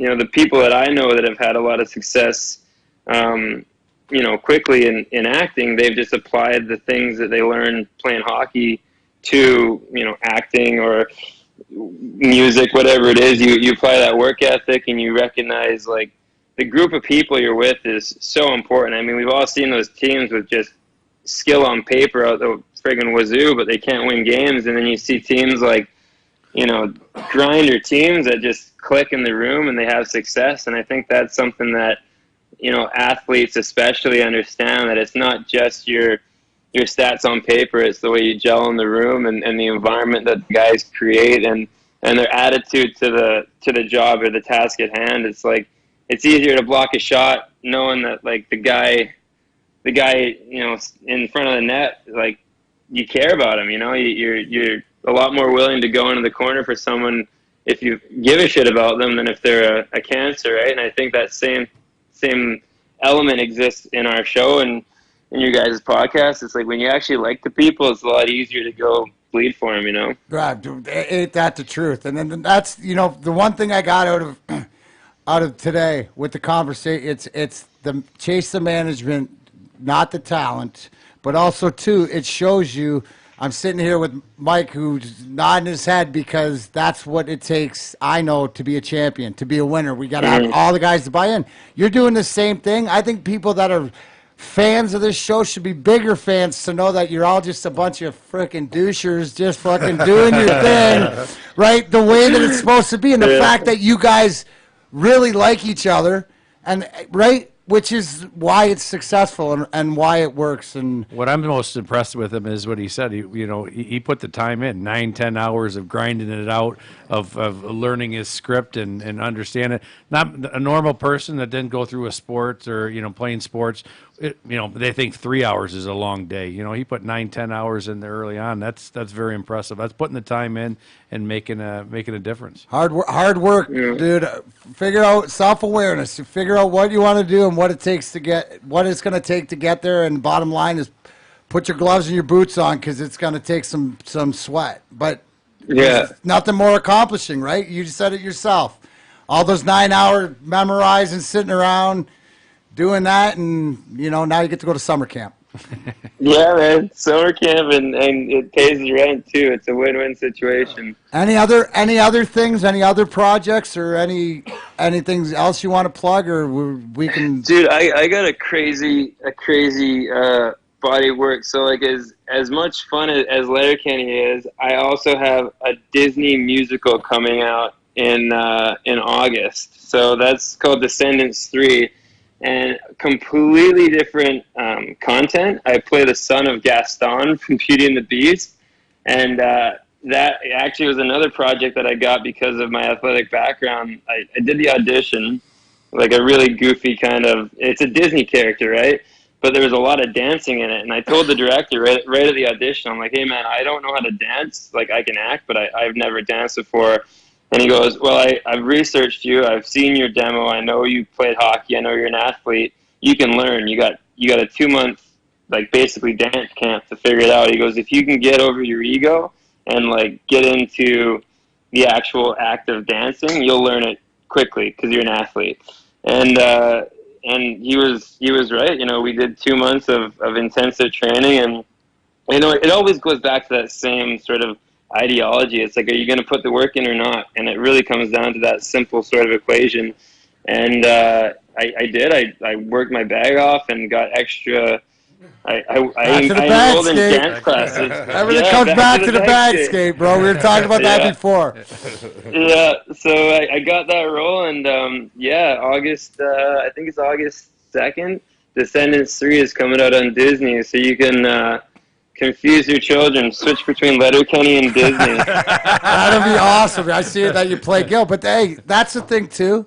Is 2 questions, but now you got this dance that you spent 2 months on that you got in your back pocket in your repertoire. But how does it feel coming from the hockey world when a movie guy? I know that he's in charge of your career because he can hire you or not, but he says if you can let your ego go, because that as a hockey guy, when somebody, says you're either egotistical or whatever, you're usually like, no, dude, that's not me. But how does that have to hit you? Because coming from a different world, the lingo's got to be, like, you take a different person. You grew up in a hockey family, too. You know what I'm saying? Yeah, totally. I mean, I think that for that instance, it was, musical theater, if you've never done it, it's an awkward world to get into, and you don't want to, there's this weird feeling of, I don't want to look stupid, and I think that's what he was referring to. He's like, if you're willing to look dumb for the first bit because you're not going to be good out of the gate. Like, why would you? You've never done it before. But if you can, accept the fact that when you first start, you're not going to be a professional dancer like the other kids on the show. But if you pay attention, you can get there. You just have to get over the fact that you're not going to be good right away. And that was something that, like you said, coming from a hockey family, like I was, like I knew how to skate when I was 2. I was a pretty decent player up until I had my goalless season. But I was always athletic, and I liked being good at things right away. And I think that was his headspace. He goes, look, you're not going to get this off the bat. It's going to take you 2 months of hard work. You'll get there, but if you can accept the fact that it's not going to be easy out of the gate, then you'll get there. And I think that's, that lesson has definitely given me more confidence in doing things that I'm not necessarily comfortable in doing. Like playing rally, I'm comfortable doing that. It's a fun guy. I know that guy. I've been around those guys for so long.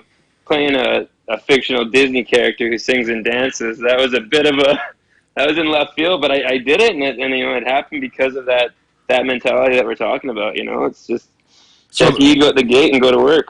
So could you see the producers in Disney going, well, I think this kid's coachable. Highly coachable. Yeah. Dylan, highly coachable. Yeah. If you have a highly coachable in the back of your hockey card, you can never go wrong in life. There you go, man. Hey, Marty, with us being a Detroit show, Marty, I seen you played Marty Howe in the TV movie. Mr. Hockey. Did you learn any? Cool. Did you learn anything about that family or the hockey world that you didn't know beforehand? I did. There's a scene in that movie where it's actually not my character who has it happen to him, but Mark, where Gordy walks by.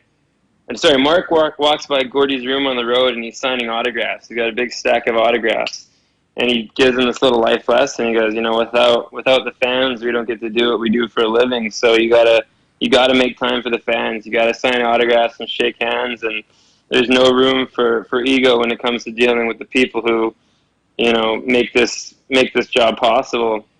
And that for me was a really cool moment.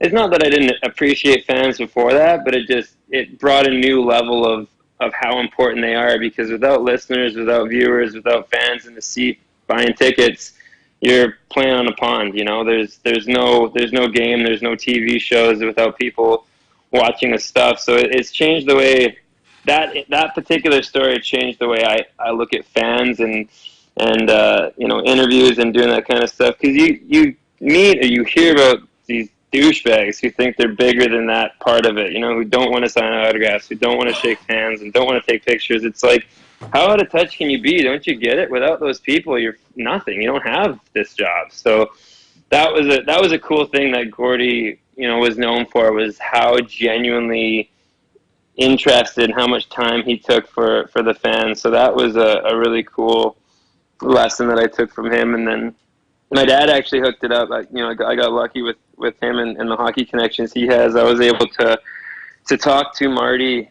before, because playing a real life person is a whole nother ball game. You gotta honor their story, knowing that they're gonna watch you. And I couldn't imagine what it'd be like watching someone pretend to be me. So I got to talk to him on the phone, and he just said, I used to whistle during warm up, thinking about going fishing after the game, and I still played well because I was just that kind of guy. I was laid back and relaxed. He goes, if you have fun on set, you'll do my story justice. So I've kind of kept that mentality for the majority of the projects I've done. It's like, this isn't brain surgery. We're not saving the world. Like, we're doing this for entertainment, and you should be having fun, even if it's hard work, even when you're grinding it out, as it were. It should be because you enjoy it. I had a question for you. What's the difference, as far as getting up for an audition or for, a big hockey game? I mean, obviously, a guy like myself, a coach, I'd have a hard time auditioning. I'd be afraid of going in there and winging it, kind of a thing. So, what's the difference? That feeling in your guts before you go in, where you're like, I don't know if I'm gonna shit or friggin' black out. That feeling still happens right in your guts that you get before you step on I don't know if everyone gets it, but I used to get it, and I loved it. That feeling of being alive. It's like before you get in a fight. Before you get in a fight, exactly. you have that. It's that nervous sort of, and it's not like the fear, but it's just that sets over you like, oh, I got to do this. Or here we This go. is happening. Yeah, this is real life. Like your hearing goes up, your vision almost gets like more acute, like your senses go on high alert. That feeling, I think, you kind of get addicted to, and it's a scary part of it. But same with hockey. Like it's much less.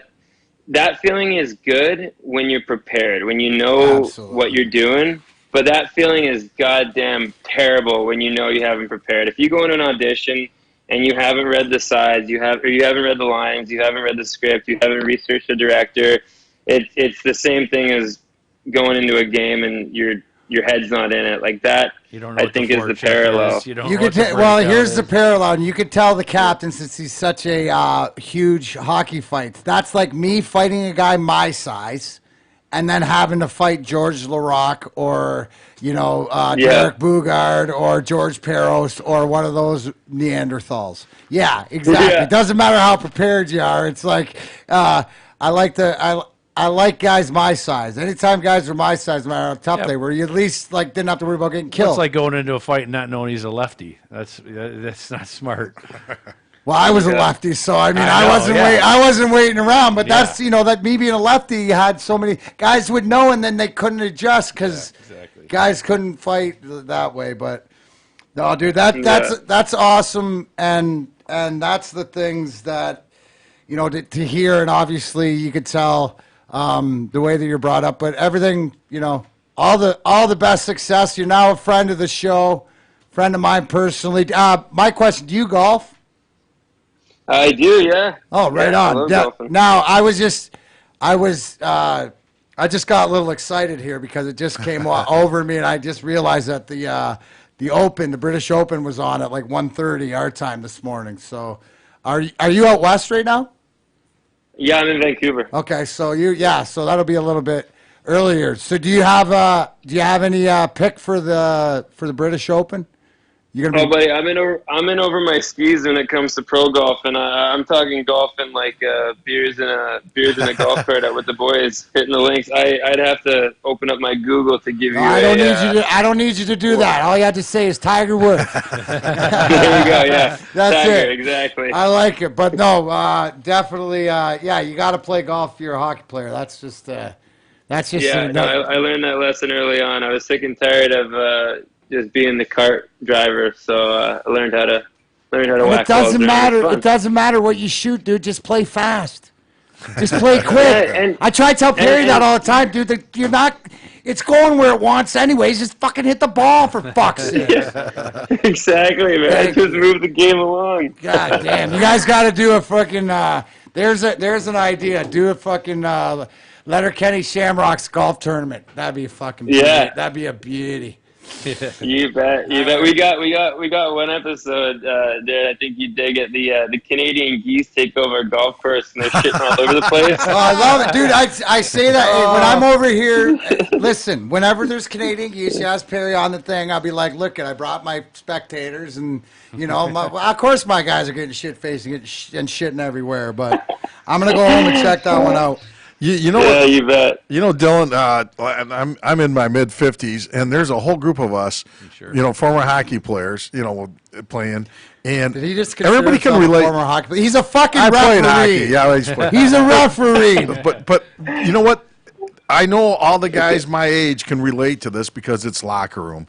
You're taking the locker room and you're doing it outside and it's all together, and that's why the guys my age can sit and relate and watch us. So I mean, it's not just a generation. You got multiple generations that enjoy this show that can relate man, to that's awesome, man. I appreciate that, man. That's a fantastic compliment to get. It is wild the range of people that I've got reach out saying, "Hey, Letterkenny is an awesome show." We actually. A couple of years back, Kiso's brother is in the Canadian military, and they do a lot of joint ops with the U.S. military. So I guess the Canadian government does like sort of care package kind of deals, like back and forth between the two armies. And there was one year where a bunch of care packages were sent to the U.S. guys overseas, and they contained season 1 and 2 of Letterkenny. And that was wild, man. Just the amount of guys in the Army who reached out and were like, you boys fucking hit the nail on the head. Fucking Like, this is our right? jam. So yeah, it's cool, man. It's cool. It's very, it's awesome to see the amount of people who dig the show. How about any things to look forward to in the new season? Like, is there any like for the people that are big fans and waiting, you guys? Is there any like little curveballs or any things that you've seen coming up? That Probably every season that I read just has me literally laughing out loud, which is not a figure of speech. It is. I'm sitting by myself giggling like an idiot. Well, my fiance is like, "What the hell are you doing? What the fuck's so funny over there?" But dude, I can't even. You know what's funny? Because we shoot 6 episodes at a time. So we'll shoot 6 in August, and then we'll take 2 months off and go shoot another 6 in November. And then they'll take the whole year to edit those 2 blocks, they're called, into like 2 separate seasons. So like, for instance, on the 11th of October, they're releasing season 7, and we shot that last August, and then we went back and shot another chunk of season 7 in November, and now this last chunk of episodes I read, we're shooting in August. So I'm a little spun around when it comes to the storylines, because that's the gap of time that happens. But the hockey boys are getting better. We're improving. We're going up higher leagues, and we're getting more opportunities and more girls. So that's fun for us. And Wayne continues to hold his title of toughest guy in Letterkenny, even though every season there seems to be a contender. So yeah, it's awesome. Man. It's almost who's going to be the contender this year, right? Who's going to bang the sister and who's going to be the contender. That's exactly it. You know what? It was great. If it ain't broke, don't fix it. The fans seem to like it, so hey, we'll keep giving it. Yeah, and the fact that sister's a bi too is just brilliant. That's that just gets like, dude. That's all you had to say is that gets everybody watching. It's awesome, man. It's fucking awesome. awesome. And that's the thing. You know, there's no one who is safe in terms of. You make fun of everyone, and that gives the show like this really cool progressive vibe. I mean, the last 2 seasons ago, they introduced 2 gay hockey players. So there's Riley and Jonesy, and there's the 2 gay versions of Riley and Jonesy, and we're at the gym together, and we're talking about smashing bucks, and we're talking about smashing butts. Yeah. Oh man, I saw that. You do that though. It allows you to make fun of everyone. It's absolutely, fucking awesome, man. Dude. And it's brilliant because it's so real. And what I love is at the end of the best part about at the end is everybody seems to then they're friends. You know what I'm saying? Yeah. Like everybody works it out where it's Canadian, and it's like, all right, we gotta figure it. That's the beauty of it all. At the end of the day, it's just picking up a new character. Well, it's the tap on the helmet after a good kill. You know, it's like there's that respect amongst warriors, right? Like it exists in the game, it exists in the show. So it's awesome that way. Well, I love it, man. All right, Dill. We'll be in touch. We'll look for the Descendants 3, where for your dancing prowess in the Disney movie coming out in August, and we'll splurge on all the. I'll be YouTube and I might actually start watching season 1. Dig into Hulu, but I gotta pump it here. Hulu, October 14th, season 7. Crave TV, October 11th, season 7. So we got more Letterkenny coming down the pipe for the boys. I love it. I will keep pumping that out on DarrenMcCarty.com and let them know where they can check out you. You brilliant, you beautiful human beings. That's all you are. Beautiful human beings. Come down to Windsor. Yeah, get down to Windsor, dude, and you got carte blanche. I got you taken care of over here in my city. I don't know if you know, but the D in Detroit's for Darren. So perfect. Right. Well, I'll take you up on that. You have to do an in-person one. Tell the fellas thanks. Tell them to keep grinding.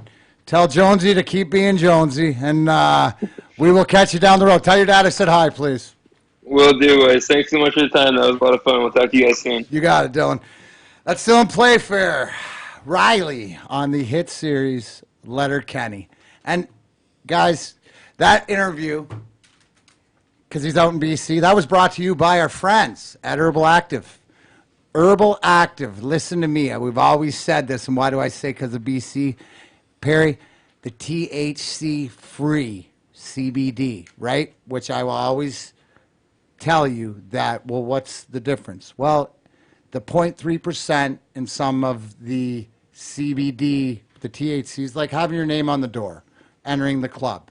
Now, the THC-free as in herbalactive.com. That's URBALACTIV.com, no E, right? It's absolutely THC-free, which means it's like waiting in line for the club. It'll work. It works good. They have bombs, tinctures, capsules. Go online, use DMAC25 in the promo code for 25% off. Thanks to Rich and everybody at Herbal Active for the support. Guys, it works. It's something that ships across the country. Use DMAC25 promo code.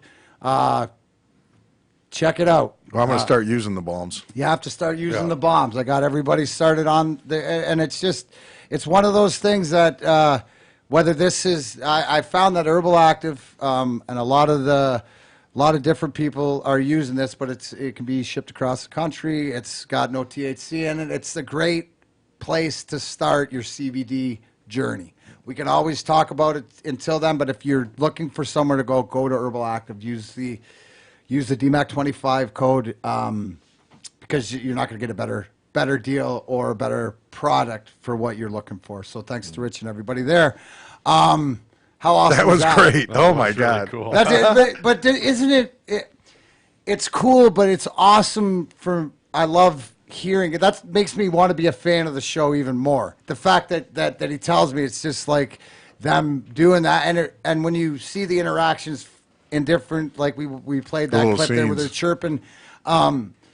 It's the way it is in any time of life. It's just hockey's the subject matter, I guess. Well, what was cool about those clips was it didn't look like he was acting. It looked like a reality show. That's what I was going to tell him that, but I didn't want to be one of those guys, fumbling all over him. But I was going to say, to be honest with you, it didn't look like acting to me. You practice 8-9 hours to remember that. But then you realize why it is. But why it is because they live it, and it'd be just like throwing a camera in here and me just beating on Perry when the radio's up because it doesn't play well on the radio. Your mom, Ellen Schaefer, might get mad at me. And your wife. My wife will get mad, but she's sleeping, so maybe. But that's why it didn't look like acting to me, and that's why it was so cool and so funny, and credit to him for working that hard. I mean, he said talking about 9-10 hours sitting there reading scripts. That's pretty tough. I talk about attention span. I'm only keeping video 5 minutes. Yeah, you two are the same too as far as attention span. So that's why do you get like I can't you got to get somebody to chop that stuff up and then I'll be like out. That's what a head coach does. You have a video coach now and he cuts it all down. So as a coach, some of the guys want to watch the whole game. I don't watch the whole game. I break it down. So I just watch all neutral zone, for and against. Then I watch all D zone. Then I watch the forecheck, and then I'll do the power. I want to watch 20, 30 clips or whatever it is in a row, and I go, yes, no, and then the rest are gone. Take that out. That's a great tip out there for young coaches. No matter what you're coaching, always to get better is how you watch the game. Now, have you always watched the game that way, or was there a point where you realized that you could be a better coach, I guess, when you broke it down that way? Once I got a video coach, they could cut off. Right, and when was that? A long time ago. Right, or not for a long, for a long time. So before that, you had a guy in the stands, or what would you do? That was it. I watched the whole game, and and when you're talking about attention span, I'd see one thing, and I got to go to the next, and I go to the next, and I was all, So now it's just, putting compartments, and I'd watch the little things, but yeah, it was different. I mean, I broke in coaching in Tier 2. And it's a story about coaching. I was the only coach. I won the national championship my rookie year. I was the only coach on the bench. I looked at the trainer, the stick boy. I said, should I call timeout? We were up a goal in the national championship with like 30 seconds left. He's like, yeah, I think you should. I'm like, all right, timeout. That was it. I was changing the D, what the forwards. What a great stick boy. Yeah, I know. It was Rick Zuber, the guy. Zooms! Zooms. Yeah, I started Zooms. That's Zoomy right there. Zooms. I started Zoom's career. You did? For him. Yeah, back then. That's the funny thing about Zooms and Rick Zuber, who works in the locker room and stuff, is as long as he'd be around, I'd be like, Zooms. He'd be like, yeah, Mac. And I'd be like, Like, Yeah. every time I see him, so between him and I, we flip each other off. So it's funny. So That's when I went funny, to, well, yeah, dude. so when I went to, now I go to Wilkes-Barre and I go, they say, yeah, you got 2 coaches. Never had 2 coaches in my life. You got a video coach, you got a goalie coach, you got development guys. You got a chef. So it's a lot. You got a chef. So it's gotten a lot easier from running the bench by myself. With Zub, by the way, but Yeah, but no kidding. That is funny. What a small world. it is a small world. What a small world. But, so you're a big golfer. We've all enjoyed golf. So I brought this up to the fellas, and I didn't bring it up to be a dick or to be jealous, but sometimes, when you get a call from a guy like Alice Cooper, the Coop, Detroit's own, because he's, if you don't know, Hailstorm and Alice Cooper playing DT on Saturday. But, it is, I'm going to just tell the Grind Time with Darren McCarty listeners that not only will I be out golfing with Alice Cooper that morning, but it is true he golfs everywhere. We learned that last week with our friend Damon Johnson, who played with Alice and his band, and said that they take the clubs on the road, and sure as heck they're playing here. So I'm playing with Alice Cooper on Saturday, which got me to ask this question, right? I was talking to Bam Bam earlier, and I said, what's a realistic bucket list person, to think about? And I mean, because I know that, dude, Tom Izzo and Tiger and Michael Jordan, I mean, I probably could work on Izzo for him, but, it's sort of unrealistic. But when he sent his list back, he has one of the people that I think is on my bucket list, and I learned, Mike, it was on yours also, too, try to make it happen, but Mark Wahlberg, Marky Mark. He shoots a lot of films here, does a lot of movies, so I'm sending it out there, Grind Time with Darren McCarty, that when Mark Wahlberg's in town and he wants to golf, and I know he golfs first crack of dawn, and I don't drink anymore, I'm there. We're good. I love the first crack of dawn, so I'm throwing it out there that Bam Bam and if Mike, you're in town, if it's not golf, but Perry doesn't do good. He doesn't like. I try to get him out there to sort of half caddy and be involved, and he doesn't like it. I did fine when the Canadian PGA Pro-Am. Yeah, but what was different? Well, you were hanging with Grayson that time. Grayson This Sig, kid- you see this my kid, boy? Mike, this kid was great. So Grayson Sig. So again, that's my shout out if you're going to follow the Mackenzie Tour guy. Grayson finished 8th in Toronto this week. So great guy. Just turned 24 years old. 3 weeks before, he shot a final round 59 in Kelowna. Wow. And still lost by 2. Oh, geez. Yeah, But he said this kid was great, Mac. I mean, playing your ball. This kid knows. So Perry, do you have a realistic bucket list other than playing with me? That is, that lights your light. No, I haven't. You don't have anybody that you'd want, like anybody realistically? You know what? I already did it. Already did it. Maybe me taking you to Western? No? Finally one? I already did it. I played with my grandfather, my dad, and my son. So we had the 4 generations. And Mike was there too. Remember that one? We played at Tanglewood on the 4th of July back, about 15, 20 years ago. Yeah. It was great. I played with 4 generations. So that's awesome. You don't have a clubhouse. No, we don't. You don't need one. See, Marty Reedy's. I played with Marty this morning. I played Western really? this morning. I'm playing every day I can, for sure. Nice. That's I beat Marty track. for some money today, so he's a little bitter, obviously. That's all right. He'll get, hey, did you know what? Go. He'll get it back. Yeah, well, he'll try. Yeah. No, we don't have a clubhouse. You don't need one. The course is in great shape. Yeah. That's just such a great track, and I love the fact that Western, which is Redford. Redford. That's the track that all the old guys used to come and play. They'd come in, they'd have for any tournament, and then all go to Western. Yeah, for sure. And Donald Ross, it's hard. People don't realize it's hard. I'm a 6 index, and I travel well. I can tell you that. You go to different courses. It's it's a lot easier where they're wide open. All those trees there, it's tough. The greens are slick. So I played Dearborn the other day too, and another good track. Just love Dearborn. I played it last year, but it was the first time in 20 years. I grew up playing with Jimmy Rutherford. He was a member there. Yeah. And when we were in Detroit, when he was working here, we played there a lot. It was great track. I love that. What do you got? You driving this weekend? Yeah. I got. What do you got? I got a lot going on. You do? Yeah, driving. I got a bachelorette party Ladies Friday and gentlemen, night. this is the co-host, Perry Vellucci. 1 minute update for the weekend. What do you got, Perry? Bachelorette party Friday. Boom. Golf Friday with a bunch of high school people because we got our high school reunion Saturday. You're golfing Friday? Yeah. Where? Farmington Hills. All right. Yeah, just get a group of high school Class people. of 59? Add 20 more years. 79. 79. 39? I knew you'd go the other way. 40th. Yeah, 40th reunion. So we got that Saturday night. So what are the plans for the rest of the summer? Like you said, you report to training camp. Is that the next thing? Yeah, Do you guys have September. mini camps? No, Or? well, they already had development camp. Right. But cool thing, Sullivan, he called and talked to him, and he brings all the coaches in for a 3-day golf. And coaches, we meet for 3-4 hours in the morning, play golf, have a few beers, tell stories, do it for 3 days. So everybody That's can get on the awesome. same. So he brings all the East Coast League coach, all my coaches, and then all his coaches. So, Who's coaching with you this year? J.D. Forrest, Yeah.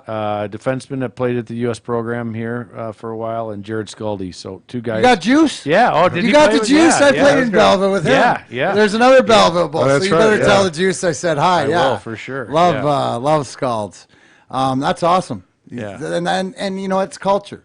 So Yeah. it's just like and when you know, I'm not into downplaying, but I want people to realize is that because the perception is not everything, even if you're at a professional level, organizations are not all run the same, right? They're not all run differently. It's just like if you look at them just because they're an NHL team, that the Detroit Red Wings, who are fighting right now to get the culture back, which I think that they having 19 in place because Drapes just got promoted to director of amateur scouting, and it's the winners are in play, right? Yeah. Like what? You want to be with winners. That's what I It's said the earlier. culture, That's right? the culture. You're That's why I going went into with a Jim culture, Rutherford. Yes. bringing the winner with the winners and the Yes. guys that you know, and it's just you have that thing. Kenny Holland's trying to do that with Edmonton in a whole different situation, which is perfect for him because it's like Scotty coming back here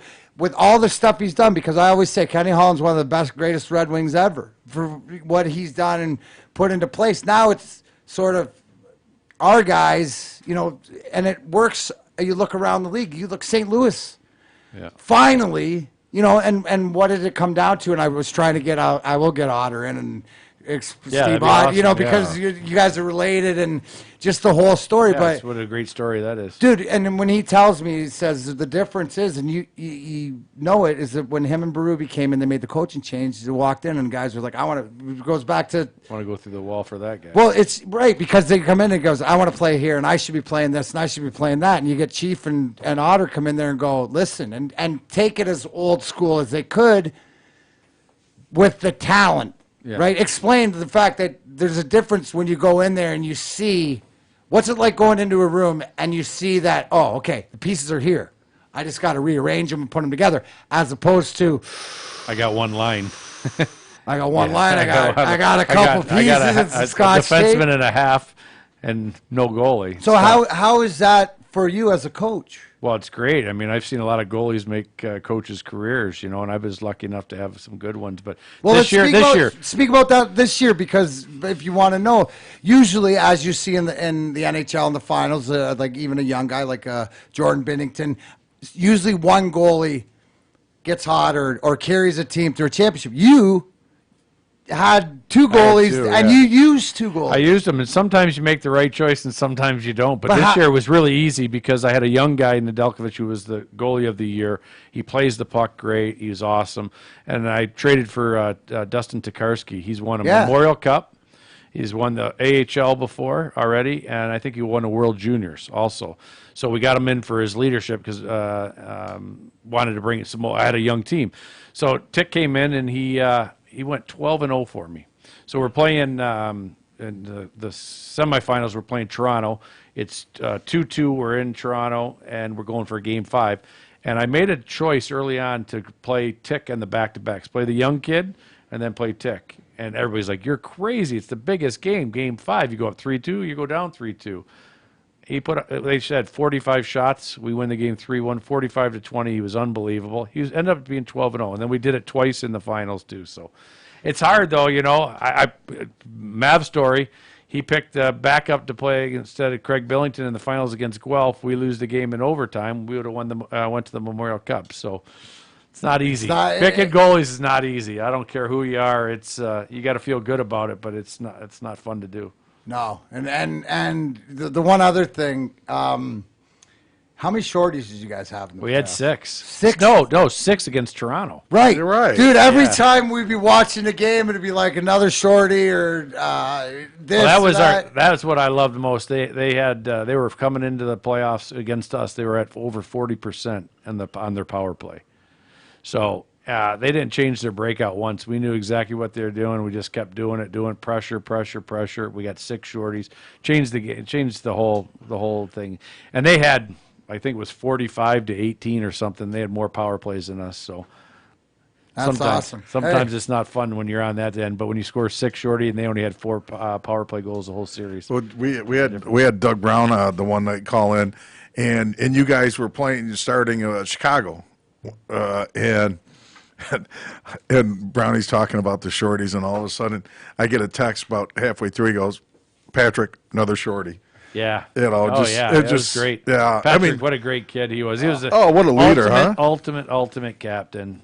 Just a great dude. Great player. Deserved his contract that he got. He got a one-way deal in Vegas. Did he? Yeah. How many years? Yeah, 2 years. So Good for him. making big money. He deserves it. He's the ultimate captain. That's awesome. Never worried. You know what he played? He didn't play any regular season games, and he played 10 playoff games for the Canes this year. Yeah. So he's the ultimate. Will he get a shot? Do you think? Will he get? Yeah, get well, a chance? in one way, doesn't One way, matter. yeah. To get the money. Yeah. They may send him to the minors, but not for long. He's going to get his shot. He deserves it.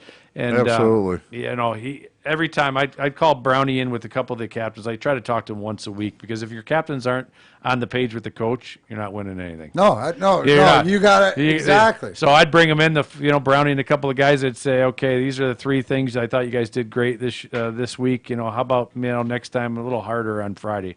What do you guys got? Coach, practices are too long. Done. I'll make that change.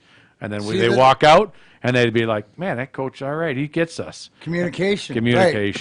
That's what it is. And then you get them to play hard. Get them to play hard, and then hey, coach, if we win this weekend, can we have 2 days off? Done. It's pretty simple. So that's why your locker room talks. Oh, that's why they go crazy every So when time. they win, he's like, "Okay, you got 2 days or 3 days See you off." Tuesday was always the thing. See you Tuesday. Yeah. And, if we played on Saturday, get 2 days off, they'd go crazy. Oh, dude. They didn't give a shit what I said, as long as I said see you Tuesday. Yeah, They didn't exactly. care. They didn't care what Everything I else said. is See you Tuesday. I love it. Oh, I love it. So you'll be around. We'll have to get out and play golf. Yeah, anytime. Appreciate Anytime. you coming in and Love it. Thank best you. of luck, success, and you seem like you've. I know you know what you're doing, but it seems like you got yourself in a spot with the right. It's sort of like the theme, right? Everything around here. We talked to Dylan Playfair from Letterkenny. They're a huge team. You go over to different places. I see it around. You see it around the league. The spots that do have it and don't. Everybody knows. And everybody knows. Everybody knows. Every player knows. Just follow them. And that's the thing.